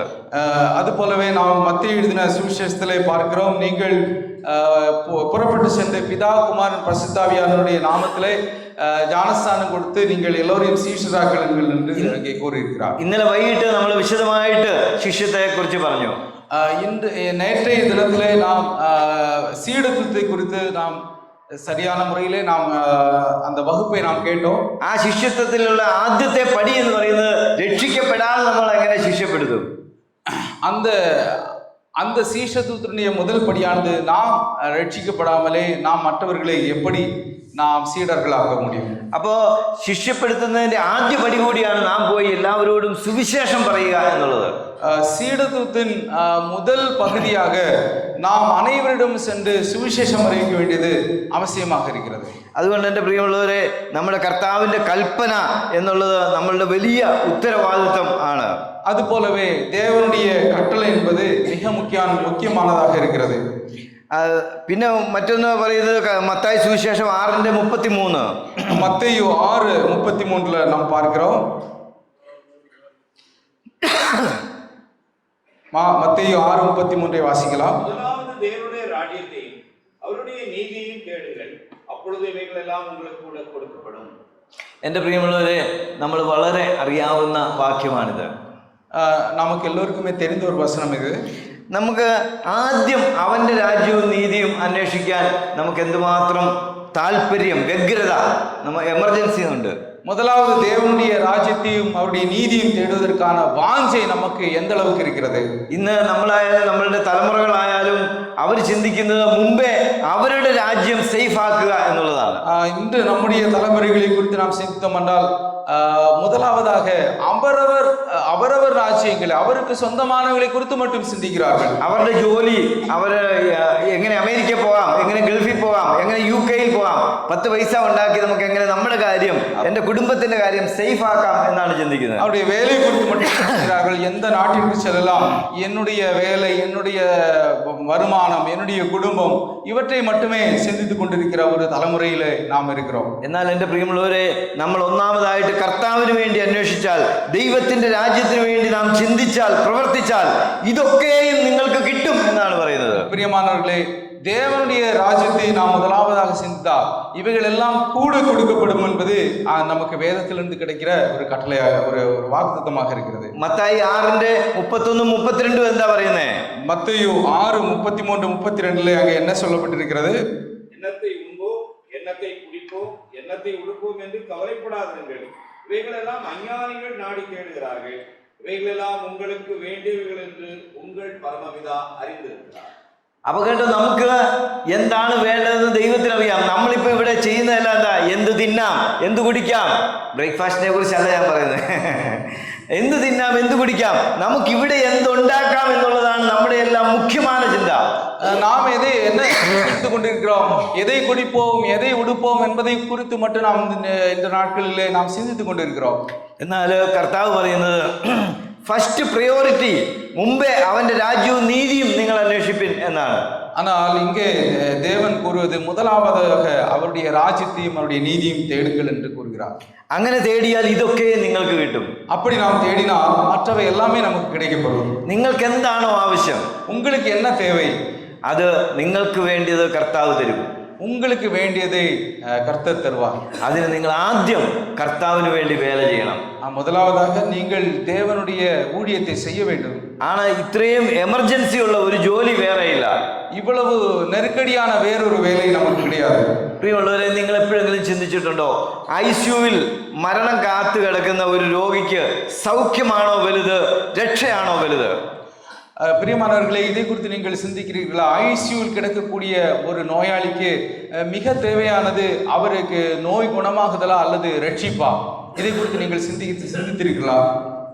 ഈ സീരിയസ് ആയിട്ട് കിടക്കുന്ന ഒരു രോഗിക്ക് ഒരു പക്ഷേ സൗഖ്യം കിട്ടിയാൽ 1 മാസം കൂടി ജീവിക്കാം, ഒരാഴ്ചയും കൂടി ചിലപ്പം ജീവിക്കാം, അല്ലെങ്കിൽ 1 വർഷം കൂടി ജീവിക്കാം. அந்த நோயாளிக்கு ஒருவேளை அவருக்கு சுகம் கிடைத்தானால் அவர் 1 மாதமோ அல்லது 1 வருடமோ கொஞ்ச நாள் அவர் வாழ்வதற்கான வாய்ப்பு இருக்கிறது. എന്നിട്ട് 1 വർഷം കൂടെ ജീവിച്ചിട്ട് അവർ മരിച്ചു പോകുമ്പോൾ നരകത്തിലാണ് പോകുന്നതെങ്കിൽ എന്താണ് പ്രയോജനം? அவர்கள் 1 வருடத்திற்கு பின்பு அவர்கள் இறந்து போனால் அவர்கள் നരകத்திற்கு செல்வார்களானால் அவர்களுக்கு அதனால் பயன் என்ன? എന്നാൽ മരിക്കുന്നതിന് മുമ്പ് ഈ രക്ഷ സ്വീകരിച്ചിട്ട് ഇപ്പൊ തന്നെ മരിച്ചാലും അവർക്ക് രക്ഷ കിട്ടിയാൽ അതല്ലേ ഒന്നാമത് ഭാഗ്യം. ஆனால் அந்த நோயாளி சாவதற்கு முன்னதாகவே ரட்சிப்பை குறித்து கேட்டு அவர் கர்த்தராகிய இயேசு கிறிஸ்துவை ஏற்றுக்கொண்டவராக இருந்தால் எவ்வளவு நன்மையாக இருக்கும். അതുകൊണ്ട് പ്രിയമുള്ളവരെ, ഈ രക്ഷ എന്ന് പറയുന്നത് വലിയ ഒരു അത്യാവശ്യമായ എമർജൻസി നീഡാണ്. பிரியமானவர்களே, இந்த ரட்சிப்பானது ஒரு அவசர தேவையாக இருக்கிறது. மிக முக்கியமான ஒரு அவசர தேவையாக இருக்கிறது. മാത്രമല്ല, നമ്മളുടെ ഈ ലോകത്തെ ജീവിതം എന്ന് പറയുന്നത് നമ്മൾ പറയും വെള്ളത്തിലെ കുമിള പോലെയാണ് എന്ന് നമ്മൾ പറയാറുണ്ട്. நம்முடைய இந்த உலக வாழ்க்கையானது ஒரு நீர்க்குமிழி போன்றது. അപ്പോൾ നമ്മളുടെ ഈ ജീവിതം എന്ന് പറയുന്നത് ഇന്ന് സംസാരിച്ചുകൊണ്ട് നിൽക്കുന്നത് ഞാൻ ഇവിടുന്ന് തിരിച്ച് താഴെ ഇറങ്ങി വരുമോ എന്ന് എനിക്ക് ഉറപ്പില്ല. நான் பேசிக்கொண்டிருக்கிற நானே கீழே இறங்கி உடனடியாக நான் எடுத்துக்கொள்ளப்படலாம். അങ്ങനെയാണെങ്കിൽ എൻ്റെ പ്രിയമുള്ളവരെ, നമ്മളുടെ ജീവിതം ഇത്ര നൈമിഷികം, ഒരു നിമിഷം പോലും ഉറപ്പില്ലാത്ത ഈ ജീവിതം നമുക്ക് കർത്താവിന് വേണ്ടി കൊടുക്കുവാൻ എന്താണ് നമുക്ക് മടി? ஒரு நிமிடம் கூட நமக்கு உறுதி இல்லாத நம்முடைய வாழ்க்கையை நாம் தேவனுக்காக கொடுக்கலாமே. പൗലോസ് പറഞ്ഞു, റോമാലേഖനം 1-ാം അധ്യായത്തിന്റെ 16-ാമത്തെ വാക്യത്തിൽ നമുക്ക് വായിക്കാം. അവിടെ ഇങ്ങനെ പറയുന്നു, സുവിശേഷത്തെ കുറിച്ച് എനിക്ക് ലജ്ജയില്ല. ரோமருக்கு எழுதின நிருபம் 1-ாம் அதிகாரத்தினுடைய 16-ாம் வசனத்திலே அப்போஸ்தலனாகிய பவுல் வாரி கூறுகிறார், கிறிஸ்துவின் சுவிசேஷத்தை குறித்து நான் வெட்கப்படேன். முன்பு யூதரிலும் பின்பு கிரேக்கரிலும் விசுவாசிக்கிறவன் அவனுக்கு ரட்சிப்பு உண்டாவதற்கு அது தேவ பலனாயிருக்கிறது. വിശ്വസിക്കുന്ന ഏവനും അത് രക്ഷയ്ക്കായിട്ട് കാരണമാകുന്നു. விசுவாசிக்கிற எவனுக்கும் அது ரட்சிப்பை தருவதாக இருக்கிறது. എൻ്റെ പ്രിയമുള്ളവരെ, തമിഴിലുള്ളവർക്ക് മാത്രമല്ല, കേരളത്തിലുള്ളവർക്ക് മാത്രമല്ല, നമ്മൾ മുമ്പേ പറഞ്ഞതുപോലെ ഈ ലോകത്തിൽ അന്റാർട്ടിക്കയിലോ ആഫ്രിക്കയിലോ എവിടെ ഒരു മനുഷ്യനുണ്ടോ ആ മനുഷ്യനും രക്ഷ അതുപോലെ ആവശ്യമാണ്. இங்கே நாம் பார்க்கும்போது இங்கே கேரளாவில் இருப்பவர்களுக்கோ தமிழ்நாட்டில் இருப்பவர்களுக்கோ மட்டுமல்ல, உலகத்தில் உள்ள அனைத்து இடங்களிலும், ஆப்பிரிக்காவில் இருப்பவர்களுக்கும் அனைத்து இடங்களில் இருப்பவர்களுக்கும் இந்த രക്ഷിപ്പ് என்பது மிக தேவையானதாக இருக்கிறது. എൻ്റെ പ്രിയമുള്ളവരെ, അവർക്ക് യേശു ക്രിസ്തുവിന്റെ ഈ രക്ഷയല്ലാതെ മറ്റൊരു രക്ഷാമാർഗം അവർക്ക് സ്വർഗത്തിൽ പോകുവാനായിട്ട് ഇല്ല എന്നത് നാം മനസ്സിലാക്കണം. பிரியமானவர்களே, அனைத்து மனிதர்களுக்கும் நம் மீட்பை தருவதற்கு இயேசு கிறிஸ்து மூலமாக கிடைக்கிற மீட்பு மட்டுமே இருக்கிறது, வேறு வழியே இல்லை என்பதை குறித்து நாம் அறிவோம். அது നമ്മളെ വളരെയധികം ചിന്തിപ്പിക്കണം. அது நம்மை அதிகமாக சிந்திக்க வைக்கக்கூடியதாக இருக்கிறது. നമുക്ക് ഈ വേളയിൽ പ്രിയമുള്ളവരെ, അതുപോലെ തന്നെ വലിയൊരു പ്രതിഫലം ദൈവം നമുക്ക് തരും എന്നുള്ളതാണ്. பிரியமானவர்களே, தேவன் இதை நாம் செய்யும் போது நமக்கு அதற்கான பிரதிபலனையும் நமக்கு தருவார். അതുകൊണ്ടാണ് പറഞ്ഞത് ഇതൊക്കെയും നിങ്ങൾക്ക് കിട്ടും എന്ന് കർത്താവ് പറഞ്ഞത്. அதனால்தான் அந்த வசனத்திலே நாம் பார்க்கிறோம், இவைகள் எல்லாம் கூட உங்களுக்கு கொடுக்கப்படும் என்று சொல்கிறார். അത് ഇവിടെ മാത്രം കിട്ടുമെന്നല്ല, നിത്യതയിൽ വലിയ പ്രതിഫലങ്ങൾ നമുക്ക് കിട്ടും. அது இங்கே மட்டுமல்ல, நம்முடைய பரலோக வாழ்க்கையிலும் நமக்கு அது கிடைக்கும் என்பதை குறித்து நாம் பார்க்கிறோம். അപ്പൊ നമ്മൾ പറഞ്ഞു, ഒന്നാമത് ഇത് കർത്താവിന്റെ കൽപ്പനയാണ് എന്നുള്ളതാണ് നമുക്ക് ഇതിനുള്ള വലിയ ഉത്തരവാദിത്വം എന്ന് പറയുന്നത്. இது முதலாவதாக தேவனுடைய கட்டளையா இருக்கிறது என்பது ரொம்ப மிக முக்கியத்துவம் வாய்ந்ததாக இருக்கிறது. രണ്ടാമത് എന്ന് പറയുന്നത് നമുക്കെല്ലാവർക്കും ഇതിനകത്തൊരു പങ്ക് ഉണ്ട് എന്നുള്ളതാണ്. இரண்டாவதாக நாம் இதிலே நமக்கு அனைவருக்கும் ஒரு பொறுப்பு இருக்கிறது என்பதை குறித்து பார்த்தோம். പങ്ക്, ഒരു பங்களிப்பு, நமக்கு அதில் பங்களிப்பு இருக்கிறது என்பதை குறித்து பார்த்தோம். നമുക്ക് ഇതിന് പങ്കുണ്ടോ? நாம் பங்களிக்கிறோமா? பங்களிப்பு இருக்கிறதா? നമുക്ക് എല്ലാവർക്കും അങ്ങനെ ഒരു പങ്ക്, ഒരു ഓഹരി നമുക്കുണ്ട് ഈ വേലയിൽ. இந்த வேலையிலே நாம் அனைவருக்குமான ஒரு பங்களிப்பு கண்டிப்பாக இருக்கிறது. അതിനാണ് നമ്മൾ ഇന്ന് തമിഴിലും നമ്മൾ ചെയ്യുന്ന സത്യം സത്യമേ എന്ന് പറയുന്ന ഒരു പുതിയ നവമാധ്യമത്തിലുള്ള പ്രോഗ്രാം എന്ന് പറയുന്നത്. நமக்கு இதன் மூலமாகவே நமக்கு சத்தியம் சத்தியமே என்ற ஒரு அருமையான நிகழ்ச்சி நமக்கு கிடைக்கப்பட்டிருக்கிறது. அதில் നമുക്കുള്ള പങ്കുകൾ ഞാൻ വേഗത്തിൽ അക്കമിട്ട് പറയാം. அந்த நிகழ்ச்சியிலே நம்முடைய பங்களிப்பை குறித்து நாம் கொஞ்ச நேரம் சிந்திக்கலாம். ഒന്നാമത് നമുക്ക് ഇതിനു വേണ്ടി ധാരാളമായിട്ട് പ്രാർത്ഥിക്കേണ്ട ഒരു ആവശ്യമുണ്ട്. இந்த நிகழ்ச்சிக்காக நாம் அனைவரும் ஜெபிக்க வேண்டியது அவசியமாக இருக்கிறது. നമ്മൾ എല്ലാവരും പ്രാർത്ഥിക്കുന്നവരാണെന്ന് എനിക്കറിയാം. நாம் അனைവருமே ജപിക്കக்கூடிയവர்கள் தான். പക്ഷെ നമുക്ക് ആത്മാർത്ഥമായിട്ട് നിങ്ങളുടെ അയൽവാസികള്, ബന്ധുക്കള്, അല്ലെങ്കിൽ നമ്മൾ ഒരു വഴിയിൽ നടന്നു പോകുന്നവരെ കാണുമ്പോൾ അവരെ ഓർത്ത് ഹൃദയത്തെങ്കിലും ഒരു വാക്ക് പ്രാർത്ഥിക്കാറുണ്ടോ? நாம் ஜெபிக்கக்கூடியவர்கள் என்றாலும் கூட நம்முடைய அயலார்களை குறித்து, நாம் நடந்து போகும்போது பார்க்கிற மனிதர்களை குறித்து, நாம் சந்திக்கிற அவர்களை குறித்து நாம் என்றாவது ஜெபிக்கிறோம். നമ്മൾ പോകുന്ന ട്രെയിനില്, ബസ്സില് നമ്മുടെ അടുത്തിരിക്കുന്ന ആളുകളോട് നമുക്ക് അവരെ കുറിച്ച് സുവിശേഷം പറയാൻ പറ്റിയില്ലെങ്കിൽ അവരെ ഓർത്ത് ഒരു മിനിറ്റ് പ്രാർത്ഥിക്കാൻ നമുക്ക് പറ്റുന്നുണ്ടോ? நாம் பயணம் செய்யும்போது, ட்ரெயின்லோ பஸ்ல நாம் பயணம் செய்யும்போது நாம் சந்திக்கிற பார்க்கிற மனிதர்களிடத்தில் சுவிசேஷம் அறிவிக்க முடியவில்லை என்றாலும் கூட அவர்களுக்காக ஜெபிக்கிறோமா? നമ്മൾ ജോലി ചെയ്യുമ്പം നമ്മുടെ അടുത്ത് ജോലി ഇരിക്കുന്ന ഓഫീസിൽ വർക്ക് ചെയ്യുന്ന ആ വ്യക്തിയെ ഓർത്ത് ഒരു മിനിറ്റ് ഒരു സെക്കൻഡ് നിങ്ങൾ ദിവസവും പ്രാർത്ഥിക്കാറുണ്ടോ? நம்மோடு கூட வேலை செய்கிற நம்முடைய அலுவலகத்தில் உள்ளவர்களுக்காக ஒரு நிமிடம் நாம் ஜெபிக்கிறோமா? നമ്മളുടെ അയൽവാസികളെ ഓർത്ത് നമ്മൾ എല്ലാ ദിവസവും ഒരു മിനിറ്റ് പ്രാർത്ഥിക്കാറുണ്ടോ? நம்முடைய அயலார்களுக்காக நம் பக்கத்து வீட்டுக்காரர்களுக்காக நாம் என்றாவது நாம் ஒரு நிமிடம் ஜெபிக்கிறோமா? അവരുടെ മുഖം ഓർത്ത് നമ്മൾ ഒരു മിനിറ്റ് പ്രാർത്ഥിക്കാറുണ്ടോ? அவருடைய முகத்தை நினைத்து நாம் ஜெபிக்கிறோமா? പ്രിയമുള്ളവരെ, അതുകൊണ്ട് പ്രാർത്ഥന എന്ന് പറയുന്നത് വളരെ പ്രാധാന്യമേറിയ ഒരു കാര്യമാണ്. பிரியமானவர்களே, இதனால் ஜெபம் என்பது மிக முக்கியத்துவம் வாய்ந்ததாக இருக்கிறது. നമുക്ക് സോഷ്യൽ മീഡിയയിൽ നന്നായിട്ട് ചെയ്യണമെങ്കിൽ ശരിയായ ഒരു പ്രാർത്ഥന നമുക്ക് ആവശ്യമാണ്. நமக்கு சமூக ஊடகம் வழியாக ஊழியம் செய்ய வேண்டும் என்றால் நாம் ஜெபிக்க வேண்டியது அவசியமாக இருக்கிறது. സുവിശേഷം മറ്റുള്ളവരോട് പറയുവാൻ നമുക്ക് കൃപ കിട്ടുവാനായിട്ട് നമ്മൾ പ്രാർത്ഥിക്കാറുണ്ടോ? சுவிசேஷம் நமக்கு அறிவிப்புறான தகுதி கிருபை கிடைப்பதற்காக நாம் ஜெபிக்கிறோமா? നമുക്ക് സുവിശേഷം ഇനി പറയാൻ അറിയാമെങ്കിൽ ഞാനങ്ങ് പോയി പറഞ്ഞാൽ മതിയല്ലോ, അതിനുവേണ്ടി ഞാൻ എന്തിനാ പ്രാർത്ഥിക്കുന്നേ എന്നാണോ നമ്മൾ ചിന്തിക്കുന്നത്? எனக்கு சுவிசேஷம் அறிவிக்க தெரியுமே, நான் அதற்காக எதற்கு ஜெபிக்க வேண்டும் என்று பல நேரத்தில் நாம் நினைக்கலாம். അതിനുവേണ്ടി നമ്മൾ പ്രാർത്ഥിക്കുന്ന ഒരു ശീലം നമുക്കുണ്ടാകണം. நாம் அதற்காகவே ஜெபிக்க வேண்டியது மிக அவசியமாக இருக்கிறது. മറ്റൊന്ന്, നമ്മൾ സുവിശേഷം പറയുന്നവരെ ഓർത്ത് പ്രാർത്ഥിക്കണം. மற்றொன்று, நாம் சுவிசேஷம் அறிவிப்பவர்களை குறித்து நாம் ஜெபிக்க வேண்டியது. ചിലപ്പോൾ അത് സുവിശേഷ വേലക്കാരാകാം, മറ്റുള്ളവരാകാം. സുവിശേഷം ഇന്ന് ലോകത്ത് സുവിശേഷം അറിയിക്കുന്ന എല്ലാവരെയും ദൈവം അനുഗ്രഹിക്കണമേ എന്നേലും നമുക്കൊരു വാക്ക് പ്രാർത്ഥിക്കാം. நாம் இந்த உலகத்திலே சுவிசேஷம் அறிவிக்கக்கூடிய அனைவருக்குமாக ஜெபிக்கிறேன் என்று பொதுவாக ஜெபித்து விடலாம்.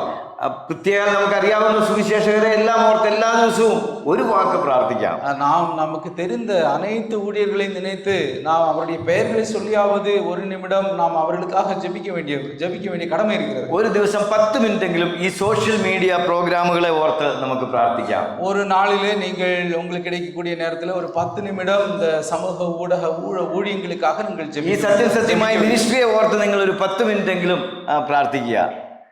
സത്യസത്യമായി சத்தியம் சத்தமா என்ற அந்த நிகழ்ச்சிக்காக நீங்கள் 10 நிமிடமாவது தயவாக நீங்கள் ஜெபிக்க நாங்கள் வேண்டுகிறோம். മാത്രമല്ല, ഇനി നമുക്ക് പ്രാർത്ഥിക്കാൻ നമ്മൾ മറന്നാലും നമ്മുടെ കൂടെയുള്ള മനവൻ അല്ലെങ്കിൽ മക്കള് അവരോടൊക്കെ നീ ഇന്ന് പ്രാർത്ഥിച്ചോ, ഒരു 10 മിനിറ്റ് പ്രാർത്ഥിക്കും മോനെ എന്ന് നമുക്ക് പ്രോത്സാഹിപ്പിക്കാം. നമ്മുടെ വീട്ടിലെ நம்முடைய மனைவியிடம் அல்லது நம்முடைய கணவரிடம் பிள்ளைகளிடம் ஒரு 10 நிமிடமாவது இந்த சத்தியம் சத்தியமே நிகழ்ச்சிக்காக ஜெபி என்று நாம் அவர்களை ஊக்கப்படுத்தலாம். നമ്മൾ പ്രാർത്ഥനയ്ക്ക് പ്രോത്സാഹിപ്പിക്കുന്ന ആളുകളാണോ? நாம் ஜெபத்தை ஊக்குவிக்கிற மக்களாக இருக்கிறோமா? നമ്മുടെ മക്കളൊക്കെ അകലെയൊക്കെ പഠിക്കുമ്പോഴും നമ്മൾ അവരോട് ഫോണിൽ വിളിച്ചെന്ത് ചോദിക്കും, മോനെ നീ തിന്നോ കുടിച്ചോ എന്ന് നമ്മൾ ചോദിക്കും. நம்முடைய பிள்ளைகள் வேறு மாநிலங்களிலே வேறு இடங்களிலே படிக்கும்போது அவர்களிடத்தில் நம்முடைய தொலைபேசி மூலமாக நம்முடைய ஃபோனில் நம்ம கூப்பிட்டு என்ன பேசுகிறோம், நல்லா சாப்பிட்டாயா என்று கேட்போம். ஆனால் ஆദ്യം எடுத்து മോനെ நீ ഇന്ന് പ്രാർത്ഥിച്ചോ, ബൈബിൾ വായിച്ചോ നമ്മൾ ചോദിക്കാറുണ്ടോ? நாம் ஃபோன் பேசும்போது அவர்களிடம் மகளே இன்று நீ ஜெபித்தாயா, அந்த ஊழியங்களுக்காக ஜெபித்தாயா என்று கேட்கிறோமா? അങ്ങനെ ചോദിക്കുന്ന ആളുകളുണ്ടെങ്കിൽ അവരെ ഓർത്ത് ഞാൻ ദൈവത്തിന് സ്തോത്രം ചെയ്യുന്നു. அப்படி செய்கிற சகோதரர்கள் இருக்கிறீர்கள் என்றால் நான் அவர்களுக்காக தேவனை நன்றியோடு துதிக்கிறேன். പ്രിയമുള്ളവരെ, ഇതിനകത്ത് നമുക്കുള്ള ഒന്നാമത്തെ പങ്ക് പ്രാർത്ഥിക്കുക എന്നുള്ളത് മറ്റുള്ളവരെ പ്രാർത്ഥനയിൽ പ്രോത്സാഹിപ്പിക്കുക എന്നുള്ളതുമാണ്. பிரியமானவர்களே, முதலாவதாக நான் இந்த நிகழ்ச்சியை குறித்து நான் பேசும்போது நீங்கள் ஜெபிக்க வேண்டும். இந்த நிகழ்ச்சி செய்கிறவர்களுக்காக அறிவிக்கிறவர்களுக்காக நீங்கள் ஜெபிக்க வேண்டும் என்பதே என்னுடைய முதல் வேண்டுகோளாக. രണ്ടാമത്തെ കാര്യം എന്ന് പറയുന്നത് നമുക്കിതിൽ ഓപ്പർച്യൂണിറ്റി ഉണ്ട് എന്നുള്ളതാണ്. நமக்கு வாய்ப்புகளை பயன்படுத்த வேண்டும் என்பதே என்னுடைய இரண்டாவது பாயிண்டாக இருக்கிறது. അതെങ്ങനെ? നമുക്ക് സത്യസത്യമായിൽ അല്ലെങ്കിൽ സോഷ്യൽ മീഡിയയിൽ നമുക്ക് എന്താണ് ഓപ്പർച്യൂണിറ്റി? நமக்கு இந்த சத்தியமே அல்லது இந்த சமூக ஊடகம் வழியாக நமக்கு என்ன வாய்ப்பு கிடைக்கிறது? നമുക്ക് നിറയെ അവസരങ്ങളുണ്ട്. நமக்கு இதன் மூலமாக ஏராளமான வாய்ப்புகள் கிடைக்கின்றன. കഴിഞ്ഞ പ്രാവശ്യം ഞാൻ ഇവിടെ വന്ന് ഒരു 5 മിനിറ്റ് വന്ന് നിങ്ങളോട് സത്യസത്യമായ കുറിച്ച് പറഞ്ഞു. கடந்த முறை முகாமுக்கு வந்தபோது நான் ஒரு 5 நிமிடம் சத்தியமே என்ற நிகழ்ச்சியை குறித்து உங்களிடத்தில் பேசினேன். എന്നാൽ ഇന്ന് വിശദമായിട്ട് ഇത് പറയുവാനുള്ള കാര്യം എന്ന് പറയുന്നത് നിങ്ങൾക്കും ഇതിനകത്ത് എങ്ങനെയൊക്കെ പങ്കാളികളാകാം എന്നുള്ളതാണ്. ஆனால் இன்றைய தினத்திலே நான் பேச விரும்புவது இந்த நிகழ்ச்சியிலே உங்களுக்கு என்ன பங்களிப்பை கொடுக்க முடியும் என்பதை குறித்து. രണ്ടാമത്തെ പങ്ക് എന്ന് പറയുന്നത് പ്രാർത്ഥിക്കുക മാത്രമല്ല, നിങ്ങൾക്ക് ഇതിൽ പ്രവർത്തിക്കാൻ കഴിയും. ജപിപ്പത് மட்டுமല്ല, ഇതിലെ உங்களுக்கு செயல்பட முடியும். സഭയിൽ നന്നായിട്ട് പാട്ടുകൾ പാടണം. ഇവിടെ ജോൺസൺ മാത്രമാണ് പാടുന്നതായിട്ട് ഞാൻ കണ്ടത്. இங்கே சகோதர சகோதரிகள் நன்றாக பாடலாம்.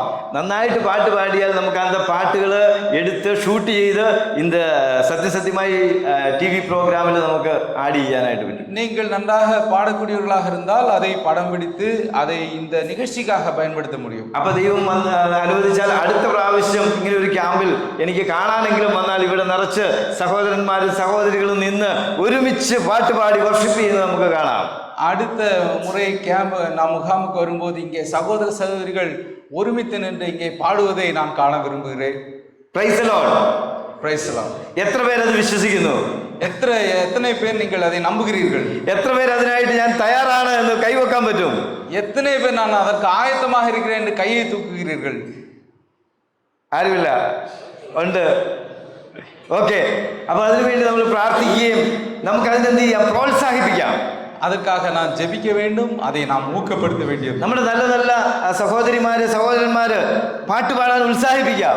நம்முடைய சகோதர சகோதரிகள் நன்றாக பாட வேண்டும் என்று அவர்களை நாம் ஊக்குவிக்க வேண்டும். ആദ്യം ചർച്ചിൽ പാടുക, முதலில் சபையிலே நாம் பாட வேண்டும். അത് കഴിഞ്ഞ് നമുക്ക് ടിവിയിൽ പാടാം. அதுக்கு பிறகு நாம் தொலைக்காட்சியிலே பாடலாம். അത് ലോകത്തിൽ എല്ലായിടത്തും എത്തും. அது உலகத்துல எல்லா இடங்களுக்கும் அந்த அந்த பாடல் சென்றடையும். ഈ കഴിഞ്ഞ മാസം കേരളത്തിൽ ഒരു ഇന്റർവ്യൂ ഉണ്ടായിരുന്നു, സണ്ണി സഹോദരന്റെ ഇന്റർവ്യൂ. ஒரு ஸ்தல சபை கேரளாவிலே ஒரு உள்ளூர் சபையிலே ஒரு இன்டர்வியூ നടന്നത്. ആ ഇന്റർവ്യൂവിൽ സണ്ണി ചോദിച്ച ഒരു ചോദ്യം ഇതാണ്: സാധാരണ എല്ലാ പ്ലാറ്റ്ഫോമിലും നല്ല നല്ല മികവുറ്റ പാട്ടുകൾ പാടുമ്പോൾ സത്യമായിൽ സാധാരണ എല്ലാ സഹോദരി സഹോദരന്മാരും പാടുന്നു, എന്താണെന്ന് ചോദിച്ചു. സത്യമായി മലയാളത്തിൽ എല്ലാ സഹോദരി സഹോദരന്മാരും ഒത്തിരി പേര് പാടുന്നുണ്ട്, അതെന്താണ് എന്ന്. சத்தியமே நிகழ்ச்சியில எல்லா சகோதர சகோதரர்களும் பாடுகிறார்களே, இது என்ன என்று அந்த இன்டர்வியூல கேட்டார்கள். சாதாரண വലിയ ஆளுகளான பாடுது. சாதாரணமாக பெரிய பெரிய ஆட்கள் தான் பாடுவார்கள். இந்த சத்தியமே என்ற நிகழ்ச்சியில சாதாரண மக்களும் கூட பாடுகிறார்களே என்று கேட்டார்கள். അതിന്റെ കാര്യം എന്താണെന്ന് നിങ്ങൾക്ക് അറിയാമോ? அதனுடைய ரகசியம் என்ன என்று உங்களுக்கு தெரியுமா? അത് ഈ സോഷ്യൽ മീഡിയ പ്ലാറ്റ്ഫോം, ഈ പ്രോഗ്രാം എന്ന് പറയുന്നത്, സത്യമായി എന്ന് പറയുന്നത് നിങ്ങളുടെ ഓരോരുത്തരുടെയും പ്രോഗ്രാമാണ്.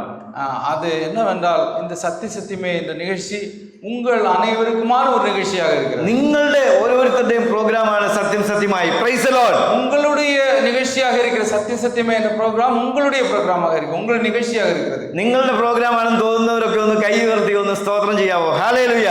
உங்களுடைய நிகழ்ச்சி என்று சொல்லுகிறவர்கள் உங்களுடைய கையை தூக்குவீர்களா? ഹല്ലേലൂയ. ഹല്ലേലൂയ. പ്രിയമുള്ളവരെ, നമ്മളുടെ ഓരോരുത്തരുടെയും പ്രോഗ്രാമാണ് ഈ സത്യമായി പ്രോഗ്രാം. பிரியமானவர்களே, இது நாம் அனைவருக்குமான ஒரு நிகழ்ச்சி, நம்முடைய நிகழ்ச்சி. അത് മാത്രമല്ല, കേരളത്തിൽ ഇപ്പോൾ നമ്മളൊരു സിനിമ ഷൂട്ട് ചെയ്തുകൊണ്ടിരിക്കുന്നു. നമുക്കിതിൽ പാട്ടുകൾ എഴുതാം, കഥകൾ എഴുതാം, ചെറിയ ചെറിയ ഷോർട്ട് ഫിലിംസ് ഉണ്ടാക്കി അതിലൂടെ ഗോസ്പൽ നമുക്ക് സ്പ്രെഡ് ചെയ്യാം. பிரியமானவர்களே, நம்முடைய திறன்களை இந்த நிகழ்ச்சியிலே பயன்படுத்த முடியும். நமக்கு எழுதுவதற்கு, பாடுவதற்கு, இது போன்ற என்னென்ன திறமைகள் இருக்கிறதோ அந்த திறமைகளை இந்த நிகழ்ச்சிக்காக நாம் பயன்படுத்த முடியும். വചനം സംബന്ധമായ ചില കഥകൾ എഴുതിയാൽ നമുക്ക് അങ്ങനെ ഷോർട്ട് ഫിലിമിലൂടെ സുവിശേഷം പറയാം. உங்களுக்கு கதை எழுத தெரிந்தவர்கள் என்றால் நீங்கள் அது ஒரு ஷார்ட் ஃபிலிமாக அதை உருவாக்க முடியும். ഒരു ഷോർട്ട് ഫിലിമിന് വേണ്ടി എത്ര പേര് നമ്മൾ ഉപയോഗിക്കപ്പെടണം? அந்த ஷார்ட் ஃபிலிமுக்காக நாம் எத்தனை பேர் அதில் பங்களிப்பு கொடுக்க முடியும்? கதை எழுதான ஆள் வேணும், கதை எழுதுவதற்கான ஆட்கள் வேண்டும், அதில் அபிநயிക്കാൻ നിങ്ങൾ வேணும், அதில் நடிப்பதற்கான ஆட்கள் வேண்டும், அதில் டைரக்ஷன் ചെയ്യാൻ ആൾ വേണം, அதை இயக்குவதற்கான ஆட்கள் தேவை, அதில் கேமரா பிடிക്കാൻ ஆள் வேணும், அதில் கேமரா பிடிப்பதற்கான ஆட்கள் தேவை, பாட்டு பாடுന്നുണ്ടെങ്കിൽ அதில் மியூசிக் ചെയ്യാൻ ஆள் வேணும், அதை பாடுகிற குழுவுக்கு அதை மியூசிக் இசை அமைப்பதற்கான ஆட்கள், இன்ஸ்ட்ருமெண்ட் செய்யறதுக்கு ஆள் வேணும், இசை கருவிகளை பயன்படுத்த தெரிந்தவர்கள் வேண்டும். അപ്പോൾ ഇവിടെ ഇരിക്കുന്ന നമുക്ക് എന്നാ കഴിവുണ്ട്, എന്നാ കലാപരമായിരിക്കുന്ന കഴിവുണ്ട്, അതെല്ലാം ഉപയോഗിക്കാൻ പറ്റും. உங்களுக்கு இங்கே இருக்கிற உங்களுக்கு என்னென்ன திறமைகள் இருக்கிறதோ அந்த திறமைகளை இந்த நிகழ்ச்சிக்காக நாம் பயன்படுத்த முடியும். അപ്പോൾ നമ്മളുടെ അവസരം വിശാലമാണ്. அப்போது நம்முடைய வாய்ப்புகள் அது பெருகிக் கொண்டே இருக்கும். പ്രസംഗകർക്ക് മാത്രമല്ല അവസരമുള്ളത്. பிரசங்கருக்கு மாத்திரமல்ல அவசரமுள்ளது. நம்ம பிரசங்கம் செய்வர்களுக்கு மட்டும் தான் வாய்ப்பு இருக்கிறது நினைக்காதீர்கள், எல்லோருக்கும் வாய்ப்பு இருக்கிறது. അപ്പൊ നമുക്ക് എല്ലാവർക്കും ഇതിനകത്ത് പങ്കുണ്ട്, അവസരമുണ്ട് എന്ന് ഓർപ്പിക്കുക. நாம் அனைவருக்கும் இதிலே பங்களிப்பு செய்ய முடியும், நமக்கு அதற்கான வாய்ப்புகள் இந்த நிகழ்ச்சியிலே இருக்கிறது. വേറൊരു വലിയ അവസരം കൂടി നമുക്കുണ്ട്. வேறொரு முக்கியமான ஒரு வாய்ப்பு நமக்கு கிடைக்கிறது. ഈ ഫോണുള്ള എല്ലാവരും ഒന്ന് കൈ ഉയർത്താവോ? இந்த மொபைல் போன் இருக்கிறவர்கள் உங்களுடைய கையை தூக்குங்கள் ப்ளீஸ். ஒரிஜினல் கை. ஆண்ட்ராய்டு அந்த ஆண்ட்ராய்டு ഫോൺ, ஸ்மார்ட் போன் வைத்திருக்கீங்க, ஸ்மார்ட் போன் வைத்திருக்க கை தூக்குங்க. ഇനി ഈ ആൻഡ്രോയിഡ് ഫോണിൽ സത്യസത്യമായി യൂട്യൂബ് സബ്സ്ക്രൈബ് ചെയ്തിട്ടില്ലാത്തവരൊന്ന് കൈ ഉയർത്താവോ? உங்களுடைய போன்ல நீங்க இந்த சத்தியமே ப்ரோக்ராம் சப்ஸ்கிரைப் பண்ணாதவங்க கை தூக்குங்க. അത് അറിയാത്ത ആൾ കൂടി ഉണ്ട്. அதை தெரியாதவர்கள் இங்க இருக்கிறீர்கள். അപ്പൊ കണ്ടോ, 3, 4, 5, 6, 5-8 പേരുണ്ട്. ഇപ്പൊ തന്നെ നിങ്ങൾ ടീ ടൈമിൽ ഫസ്റ്റ് ചെയ്യേണ്ടത് നിങ്ങൾ സത്യസത്യമായി സബ്സ്ക്രൈബ് ചെയ്യണം. நீங்க முதல்ல உங்க போனை எடுங்க, போனை எடுத்துட்டு யூடியூபுக்கு போய் சத்தியமா முதல்ல சப்ஸ்கிரைப் பண்ணுங்க. இப்பவே நீங்க செய்யலாம், 1 நிமிடம் மட்டும், 1 நிமிடத்துக்கான வேலை. അതിൽ സൈഡിൽ ബെൽ ബട്ടൺ ക്ലിക്ക് ചെയ്യണം. அதுல அந்த பெல் பட்டனை நீங்க கிளிக் பண்ணணும். എന്നാ ഇനി ഞാൻ അടുത്ത് പറയാൻ പോകുന്ന പോയിന്റ് നിങ്ങൾക്ക് മനസ്സിലാവുള്ളൂ. அப்படின்னா தான் நான் இனிமே சொல்றது உங்களுக்கு புரியும். നിങ്ങൾക്ക് സുവിശേഷം തനിയെ പറയാൻ പോകാൻ ഭയമുള്ള ആളുകൾ ഒന്ന് കൈ ഉയർത്താവോ? തനിയെ പോയി സുവിശേഷം പറയാൻ ഭയം ഉള്ള ആളുകൾ. சுவிசேஷத்தை தனியாக சென்று சொல்வதற்கு பயப்படுகிற யாராவது நீங்கள் இருக்கிறீர்களா? അല്ലെങ്കിൽ അത് വേണ്ട, എനിക്ക് സുവിശേഷം പറയാൻ അറിയത്തില്ല എന്ന് പറയുന്ന ആളുകൾ. எனக்கு சுவிசேஷம் சொல்ல தெரியாது என்று நினைப்பவர்கள் யாராவது இருக்கிறீர்களா? അവരൊന്ന് കൈ വെക്കാവോ? கையை தூக்குங்க. വേണ്ട, നിങ്ങൾ കൈ ഉയർത്തണ്ട, നിങ്ങൾ മനസ്സിൽ കൈ ഉയർത്തിയാൽ മതി. வேணாம், நீங்க கையை தூக்க வேண்டாம், நீங்க மனதுக்குள்ளே உங்களுடைய கையை தூக்கிக் கொள்ளுங்க. അങ്ങനെയുള്ളവർക്ക് ഞാൻ പറയട്ടെ, നമുക്ക് സുവിശേഷം പറയാൻ അറിയത്തില്ല, നാണമാണ്, അല്ലെ പേടിയാണ്, അങ്ങനെയുള്ളവർക്ക് ഞാൻ ചോദിക്കട്ടെ, ഇവിടെ ഇരിക്കുന്ന എബ്രഹാം തോമസ് സഹോദരൻ നിങ്ങളോട് പറയുകയാണ്, ഞാൻ സുവിശേഷം പറയാൻ നിങ്ങളുടെ കൂടെ വരാം, നിങ്ങൾ വിളിച്ചാൽ എപ്പോൾ വേണേ നിങ്ങളുടെ കൂടെ വരാം എന്ന് പറഞ്ഞാൽ എബ്രഹാം ബ്രദറിന്റെ കൂടെ, അല്ലെങ്കിൽ AP ജോസഫ് സഹോദരന്റെ കൂടെ, അല്ലെങ്കിൽ ഇവിടെ തമിഴിലാണെങ്കിൽ സെൽവിൻ സഹോദരൻ, പ്രഭാകരൻ, ഇങ്ങനെ ഇവിടെ നമ്മളെ ഊഴിയം ചെയ്യുന്ന ആളുകളുണ്ടല്ലോ, അവരുടെ കൂടെ സുവിശേഷ വേലയ്ക്ക് പോകാൻ നിങ്ങളെ വിളിച്ചാൽ പോകാൻ മനസ്സുള്ള എത്ര പേരുണ്ട്? കൈ ഉയർത്താമോ? நீங்கள் ஒருவேளை நீங்கள் தனியாக சென்று சுவிசேஷம் சொல்லுகிற பயப்படுகிற நபர்கள் யாராவது இருந்தீர்களானால் உங்களிடத்தில் Abram Thomas brother, AP Joseph brother, Selvin brother, Prabhan brother போன்றோர் யாராவது ஒருவர், நான் உங்களிடம் வருகிறேன், உங்களோடு கூட சுவிசேஷம் சொல்ல வருகிறேன் என்று அழைத்தால் நீங்கள் போவீர்களா? போவீர்கள் என்றால் நீங்கள் கையை தூக்குங்கள். ഇവിടെ വേറെ ഒത്തിരി പ്രസംഗിക്കുന്ന വേറെ പേരുണ്ട് കേട്ടോ, ഞാൻ എല്ലാവരുടെയും പേര് പറഞ്ഞില്ല എന്നേ ഉള്ളൂ. நிறைய பேர் நீங்கள் பிரசங்கிக்கூடிய இருந்தாலும் நான் சிலருடைய பெயரை மட்டும் தான் நீங்கள் അല്ല, എങ്കിൽ നന്നായിട്ട് സുവിശേഷം പറയുന്ന ആളുകൾ നിങ്ങളിപ്പോൾ വിളിക്കുക, രാത്രി 11 മണി, brother Abraham brother please come, നമുക്കൊരു ഗോസ്പൽ പറയണമെന്ന് പറഞ്ഞാൽ അദ്ദേഹം വരും, നിങ്ങൾ വിളിക്കുന്നിടത്ത് വരും, ഞാൻ വിടാം, ഓക്കെ, അത് ഞാൻ ഗ്യാരണ്ടി. ഇല്ല, പ്രഭാകർ വരും, ഞാൻ വിടാം, അല്ലെങ്കിൽ സെൽവിൻ ബ്രദർ വിടാം. അപ്പോൾ അവർ ചോദിക്കുക, എന്നെ നിങ്ങളെങ്ങനെ വിടും? അതൊക്കെ ഞാൻ വിടാം, അവര് നിങ്ങൾ പറയുന്ന സമയത്ത് വിടാം, AP ചായനെ വിടാം, ഹിന്ദി പറയിക്കും, വിടാം. നിങ്ങൾക്ക് പോകാൻ രാത്രി 11 മണിക്ക് നിങ്ങൾക്ക് ആവശ്യം വന്നാൽ സുവിശേഷം പറയാൻ ഞാൻ അവരുടെ കൂടെ പോകാമെന്ന് ഉറപ്പുള്ളവരൊന്ന് കൈപൊക്കാവോ? ഉറപ്പുള്ളവരോ? நீங்கள் பயப்படுகிற ஆட்களாக இருந்தால் நீங்கள் சொல்லுகிற இங்கே யாராவது சகோதரர்கள் யாராவது நீங்கள் அனுப்பினால் நான் விட தயாராக இருக்கிறேன். நீங்கள் அவர்களை நீங்கள் போக தயாராக இருப்பீர்களா? அந்த நேரத்தில் அவர்களை அழைத்து கொண்டு சுவிசேஷம் சொல்வதற்கு நீங்கள் போவீர்களா? அதற்கு செல்ல தயாராக இருக்கிறீர்களா? അതിന് കൈപൊക്കാമോ? அப்படி செய்கிறவர்கள் கையை தூக்கு. അയ്യോ, അതിലൂടെ നിങ്ങൾക്ക് വെക്കമാ? സുവിശേഷത്തെ കുറിച്ച് എനിക്ക് വെക്കമില്ലേ, സുവിശേഷത്തെ കുറിച്ച് എനിക്ക് വെക്കമില്ലേ എന്ന് പൗലോസ് പറഞ്ഞു. അപ്പൊ ഇവര് കൂടെ പോകാൻ അവസരമുണ്ട്, നിങ്ങൾക്ക് പോകാൻ മനസ്സുള്ളവരില്ല? நீங்கள் சுவிசேஷத்தை குறித்து வெட்கமில்லை என்று இங்கே பவுல் அப்போஸ்தலன் சொல்கிறார். நீங்கள் இப்படி ஒரு ஒரு ஒரு தேவை வந்தால் நீங்கள் அவர்களை அழைத்து கொண்டு செல்வீர்களா? அவர் கூட போகாൻ ആളില്ല, அவர்களிடம் செல்வீர்களா? யாரெல்லாம் செல்வீர்கள்? എല്ലാവരും പോലെ പോ. എന്നാൽ അതിനൊരു ഓപ്പർച്യൂണിറ്റി ഉണ്ട്, അവസരമുണ്ട്. அப்போ அது போலவே அவர்களை அழைத்து கொண்டு செல்வதற்கான ஒரு வாய்ப்பு இங்கே இருக்கிறது. യൂട്യൂബില് സത്യം സത്യമേ ഹിന്ദി ഉണ്ട്, യൂട്യൂബില് സത്യം സത്യം മലയാളം ഉണ്ട്, സത്യം സത്യം ഹിന്ദി ഉണ്ട്. അന്ത പ്രോഗ്രാം എടുത്തിട്ട് നിങ്ങൾ ആരോട് സുവിശേഷം പറയണം? രാത്രി 11 മണിക്ക് 12 മണിക്ക്. അത് നിങ്ങളുടെ എനിമി ആയിരുന്നാലും ശരി, അവർക്കതൊന്ന് സെൻഡ് ചെയ്യുക. നിങ്ങളും ആ എബ്രഹാം എബ്രഹാം ബ്രദറോ ഇല്ല ഏൽപ്പിച്ചാൻ ആരുടെ മെസ്സേജ് ആണോ നിങ്ങൾ സെൻഡ് ചെയ്യുന്നത്, ആ വ്യക്തി നിങ്ങളും കൂടെയാണ് ആ സുവിശേഷം പറയുന്നത്.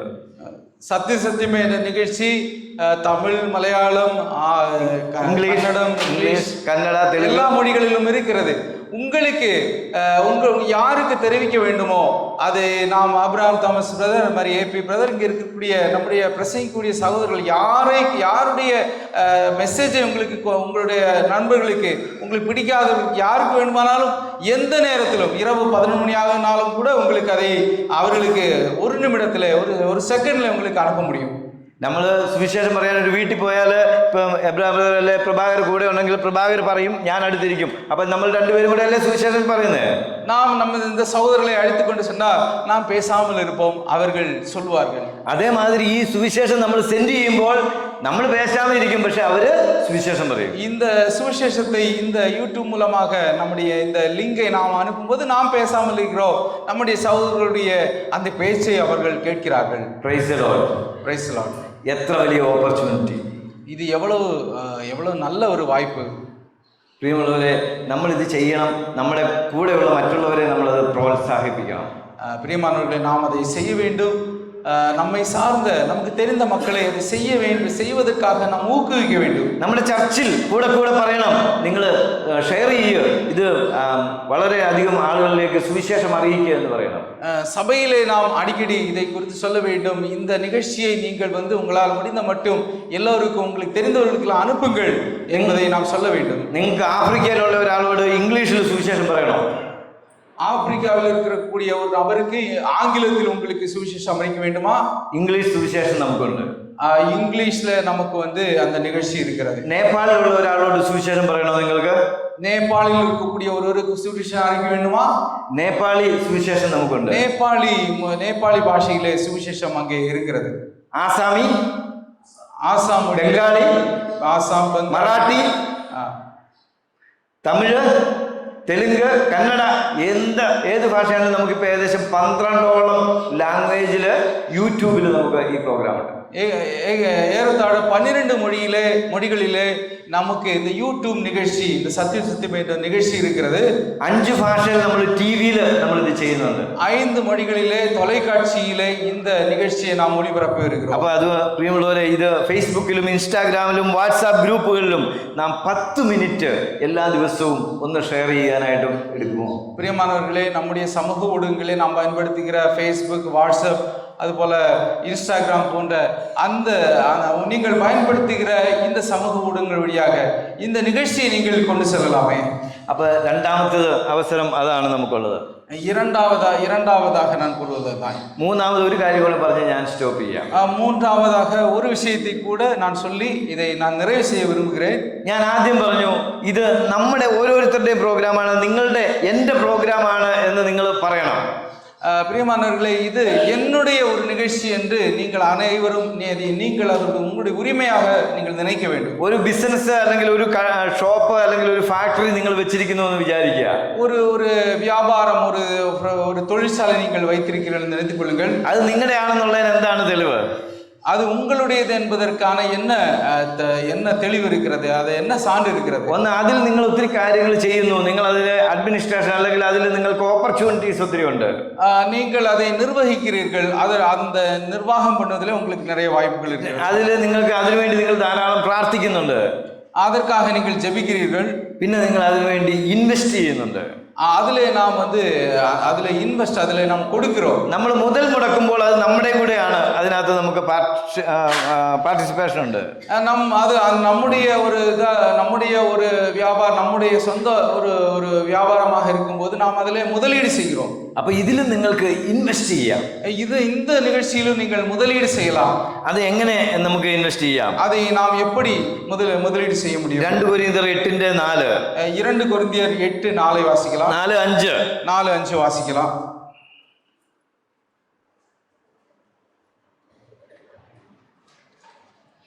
പ്രാപ്തി പോലെയും പ്രാപ്തിക്ക് മീതെയും സ്വയമായി കൊടുത്തു എന്നതിന് ഞാൻ സാക്ഷി. தங்கள் உபகாரத்தையும் பரிசுத்தவான்களுக்கு செய்யப்படும் தர்ம ஊழியத்தின் பங்கையும் நாங்கள் ஏற்றுக்கொள்ளும்படி அவர்கள் எங்களை மிகவும் வேண்டிக் கொண்டார்கள். மேலும் நாங்கள் நினைத்தபடி மாத்திரம் கொடாமல் தேவனுடைய சித்தத்தினாலே முன்பு தங்களை தாமே கர்த்தருக்கும் பின்பு എங்களுക്കും ഒപ്പുകൊടുത്താர்கள். അവിടെ പറയുന്ന ഇതാണ്, അതും ഞങ്ങൾ വിചാരിച്ചിരുന്ന പോലെയല്ല, അവർ മുമ്പേ തങ്ങളെ തന്നെ കർത്താവിനും പിന്നെ ദൈവേഷ്ടത്തിനൊത്തവണ്ണം ഞങ്ങൾക്കും ഏൽപ്പിച്ചു തന്നു. இங்கே நாம் பார்க்கிறோம், அவர்கள் தங்கள் உபகாரத்தை பரிசுத்தவான்கள் செய்யப்படும் தர்ம ஊழியத்தின் பங்கையும் தாங்கள் ஏற்றுக்கொள்ளும்படி அவர்கள் எங்களை மிகவும் வேண்டிக் கொண்டார்கள் என்று இங்கே பார்க்கிறோம். എൻ്റെ പ്രിയമുള്ളവരെ, കൊരിന്ത്യരെ കുറിച്ച് പറയുകയാണ് അവിടെ, കൊരിന്ത്യ ലേഖനത്തിൽ പറയുകയാണ്, അവർ പ്രാപ്തി പോലെ പ്രാപ്തിക്ക് മീതെയും അവിടെ അവർ കർത്താവിൻ്റെ വേലയ്ക്ക് വേണ്ടി കൊടുത്തു എന്നാണ് നാം കാണുന്നത്. கொரிந்தியருக்கு எழுதின நிருபத்திலே பார்க்கிறோம், அவர் அந்த மக்கள் அவர்களான மட்டும் அவர்களுக்கு கொடுப்பதற்கு அவர்களால் முடிந்த மட்டும் அவர்கள் அதை கொடுத்தார்கள் என்று பார்க்கிறோம். അത് നിർബന്ധത്താൽ അരുത് എന്നാണ് പറയുന്നത്. அதை நிர்பந்தத்தால் செய்யக்கூடாது, അത് ഹൃദയത്തിൽ നിന്ന് മനസ്സോടെ കൊടുക്കണം. அது இருதயத்தின் வாஞ்சையின்படியே அங்கே கொடுக்க வேண்டும் என்று பார்க்கிறோம். എങ്ങനെ കൊടുക്കണം? எப்படி நாம் கொடுக்க முடியும்? അവർ കൊടുത്തത് അവരുടെ പ്രാപ്തിക്ക് മീതെ കൊടുത്തു. அவர்கள் அவங்களுக்கு தகுதிக்கு மீறிய வழியிலே அவர்கள் கொடுத்தார்கள் என்று பார்க்கிறோம். അത് മുഴുവനും സത്യസത്യമേക്ക് തരാനല്ല ഞാൻ പറയുന്നത്. அதனால சத்தியமே இந்த நிகழ்ச்சிக்கு தருவதற்காக நான் சொல்லவில்லை. അതും ഒരു ഊഴിയം தான், அதுவும் ஊழியம்தான். നിങ്ങൾ സഭയിലേക്ക് കൊടുക്കണം, സത്യസത്യമായിക്ക് വേണ്ടി എഴുതിയിട്ട് കൊടുക്കണം. நீங்கள் சபைக்கு கொடுங்கள், சத்தியமே நிகழ்ச்சிக்கு என்று எழுதி கொடுங்கள். അല്ലാതെ ചെയ്യാവുന്ന ഒരു ചെറിയ കാര്യം ഞാൻ നിങ്ങളോട് ഉദാഹരണം പറയാം. இது அல்லாமல் நாம் செய்ய முடிந்த வேறொரு செயலை நான் குறித்து சொல்கிறேன். ഏറ്റവും നിസ്സാരമായ ചെറിയ ജോലി ചെയ്യുന്ന ആൾക്ക് പോലും ചെയ്യാൻ കഴിയുന്ന ഒരു കാര്യം, ஒரு சிறிய வேலை செய்கிற ஒரு நபருக்கு கூட இந்த விஷயத்தை செய்ய முடியும். ഒരു ദിവസം 500 രൂപ കിട്ടുന്ന ആൾക്ക് ചെയ്യാൻ പറ്റുന്ന കാര്യം, ஒரு நாள் 500 ரூபாய் சம்பாதிக்க ஒருவர் கூட இந்த விஷயத்தை செய்ய முடியும். 10 രൂപ ആ വ്യക്തി ഡെയിലി മാറ്റി വയ്ക്കുക. நீங்கள் அப்படி செய்கிறவர்கள் ஒரு நாள் 10 ரூபாய் நீங்கள் மாற்றி வைத்து விட்டால், ആഴ്ചയിൽ 5 ദിവസം ജോലി ചെയ്താൽ 50 രൂപ മാറ്റി വയ്ക്കാം. நீங்கள் வாரத்தில் 5 நாள் வேலை செய்கிறீர்கள் என்றால் 50 ரூபாய் அதற்காக நீங்கள் சேர்த்து வைக்க முடியும். ഒരു മാസം 4 ആഴ്ച മാറ്റി വെച്ചാൽ 200 രൂപ മാറ്റി വയ്ക്കാം. ஒரு மாதத்திலே நீங்கள் 4 வாரங்கள் வேலை செய்கிறீர்கள் என்றால் 200 ரூபாய் நீங்கள் மாற்றி வைக்க முடியும். 200 രൂപ വെച്ച് 10 വരുമാനമുള്ള ആളുകൾ ഒരു സഭയിലുണ്ടെങ്കിൽ ഒരു മാസം 2000 രൂപ നമുക്ക് മാറ്റി വെക്കാം. 200 ரூபாய் நீங்கள் 10 பேர் சபையிலே நீங்கள் செய்வீர்களானால் அது மாதம் 2000 ரூபாய் நமக்கு அது சேர்த்து வைக்க முடியும். അങ്ങനെ കൊടുത്താൽ പ്രിയമുള്ളവരെ, ഇന്ത്യ രാജ്യത്തിലുള്ള രക്ഷിക്കപ്പെട്ട നമ്മുടെ പ്രാദേശിക സഭയിലുള്ള എല്ലാവരും കൊടുത്താൽ നമുക്ക് എല്ലാ ഭാഷയിലും സുവിശേഷം അറിയിക്കാൻ പറ്റും. பிரியமானவர்களே, நம்முடைய ஸ்தல சபைகளிலே நாம் இவ்வாறு அனைவரும் செய்வோம் என்றால் இந்தியாவில் உள்ள அனைத்து மொழிகளிலும் இந்த ஊழியத்தை நம்மால் செய்ய முடியும்.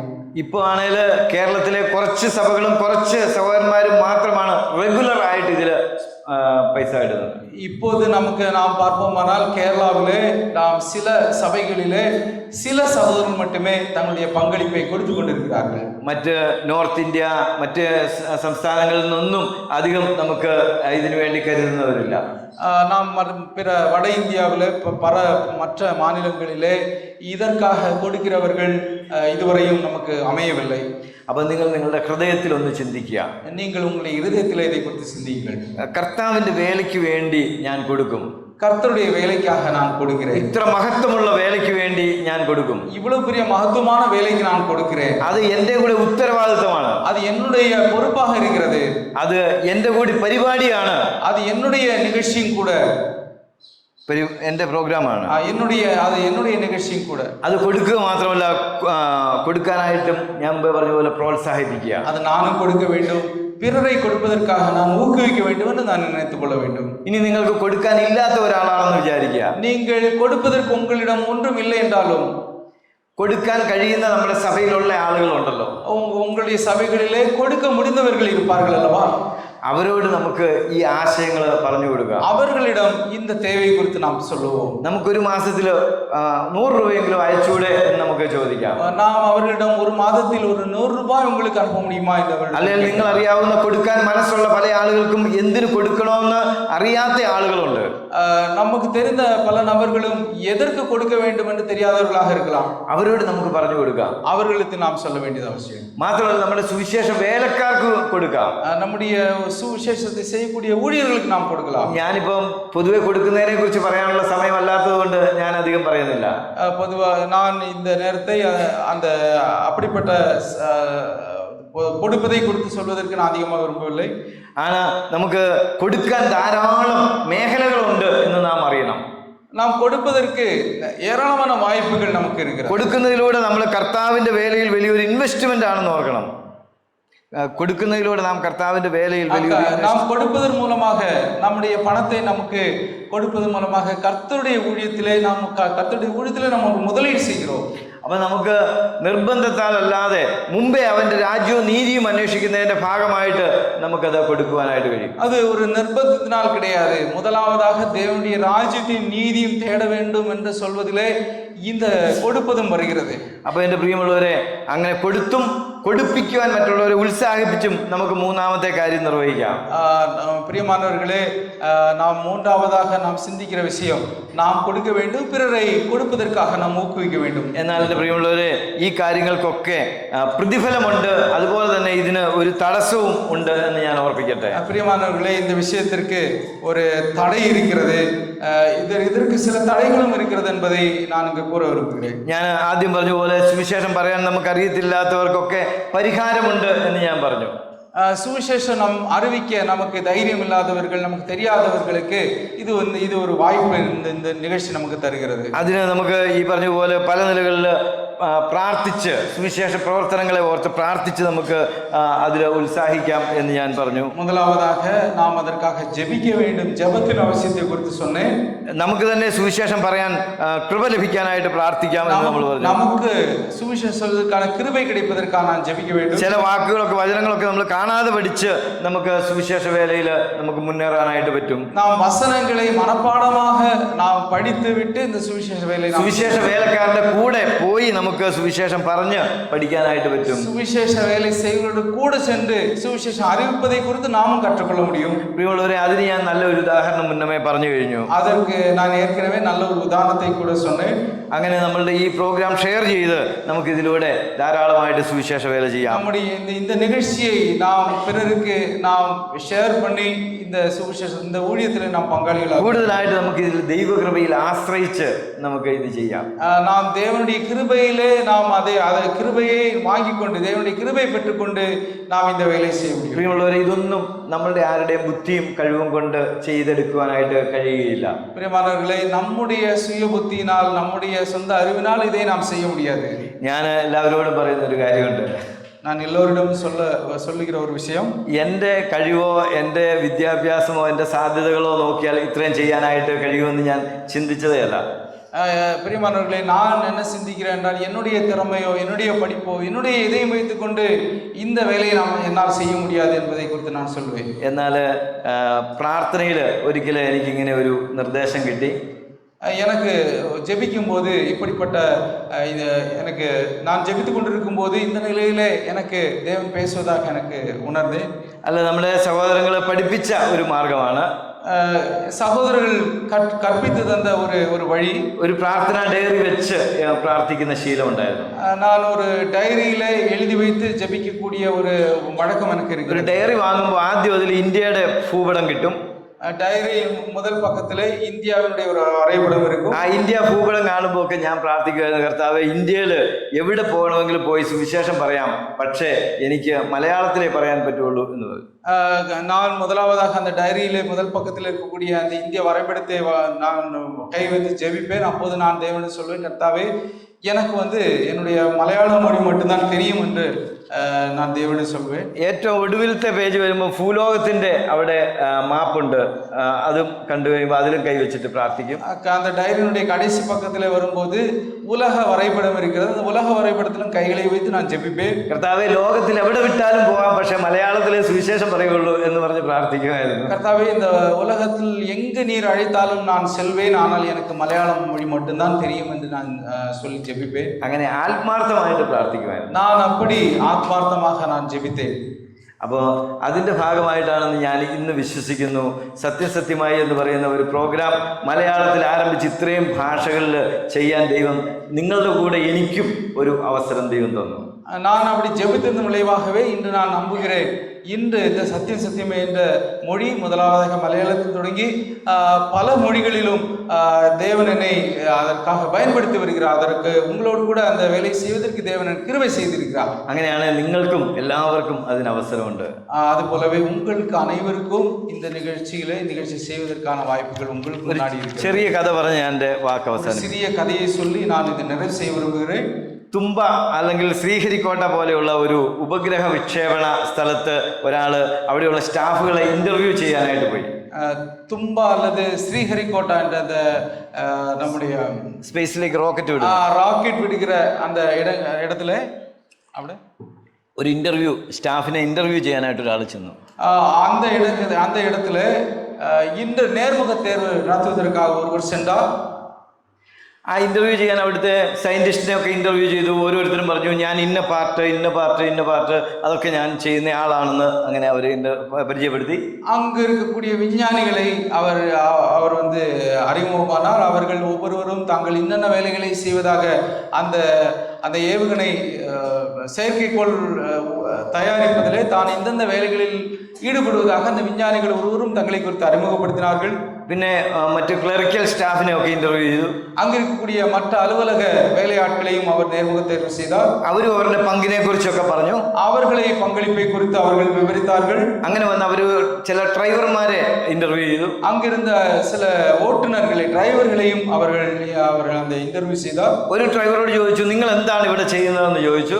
ஒரு டிரைவரிடம் நீங்கள் இங்கே என்ன செய்கிறீர்கள் என்று அவர் கேட்டார். അവർ പറഞ്ഞു എൻ്റെ വീട്ടിൽ ജീവിക്കാൻ നിവൃത്തിയില്ലാത്തതുകൊണ്ട് വേറെ എങ്ങും പണി കിട്ടിയില്ല, അതുകൊണ്ട് ഇവിടെ ജോലി ചെയ്യുകയാണെന്ന് പറഞ്ഞു. அவர் சொன்னார் என்னுடைய வீட்டிலே நான் வாழ்வதற்கு வேற வழி இல்லை, அதனால இந்த வேலையை நான் இப்படி செய்து கொண்டிருக்கிறேன் என்று சொன்னார். അത് കഴിഞ്ഞ് അവരവിടെ ഇതേപോലെ തൂപ്പ് ഒക്കെ ചെയ്യുന്ന ഒരു പ്യൂണിനോട് അവർ ചോദിച്ചു നിങ്ങൾ ഇവിടെ എന്താണ് ചെയ്യുന്നത്. அங்கே இந்த கிளீனிங் வேலையெல்லாம் செய்யக்கூடிய அங்க அந்த பியூனிடம் சென்று நீங்கள் இங்கே என்ன செய்து கொண்டிருக்கிறீர்கள் கேட்டார். അപ്പൊ അവരുടെ പ്രൊജക്ട് ചന്ദ്രയാൻ 3 ആണെന്ന് വിചാരിക്കുക. அவர்களுடைய அந்த ப்ராஜெக்ட் வந்து சந்திரயான் 3 என்று நினைத்துக் கொள்ளுங்கள். അപ്പൊ ആ സ്ത്രീ പറഞ്ഞ കാര്യം ഇതാണ്, ചന്ദ്രയാൻ 3 എന്ന് പറയുന്ന വലിയ പ്രൊജക്ടിന്റെ പാർട്ടാണ് ഞാൻ എന്ന് പറഞ്ഞു. அப்போது அவர் சொன்னார் நீங்கள் இந்த சந்திரயான் 3னுடைய ஒரு பகுதியாக இருக்கிறது நினைத்துக் கொள்ளுங்கள் என்று சொன்னார். ഈ ഇവിടെ അടിച്ചു വരുന്ന പുള്ളിക്കാരി എങ്ങനെയാ ചന്ദ്രയാൻ 3ന്റെ പാർട്ടാകുന്നത്? இங்கே இந்த கிளீனிங் வேலை செய்யக்கூடிய ஒருவர் வந்து நான் இந்த சந்திரயான் 1னுடைய ஒரு பகுதியாக இருக்கிறேன் எப்படி நாம் நினைத்துக் கொள்ள முடியும்? അപ്പൊ അവളുടെ ഹൃദയത്തിൽ ആ പ്യൂണിന്റെ ഹൃദയത്തിലുള്ള ചിന്ത എന്ന് പറയുന്നത് ഞാൻ ഇത്ര വലിയ പരിപാടിയുടെ ഒരു ഭാഗമാണ്, അല്ലാണ്ട് ഇവിടെ നിലം തുടയ്ക്കാൻ മാത്രമല്ല അതിന്റെ വലിയൊരു പാർട്ടാണെന്നുള്ള ബോധ്യത്തോടെ താൻ അത് ചെയ്തു.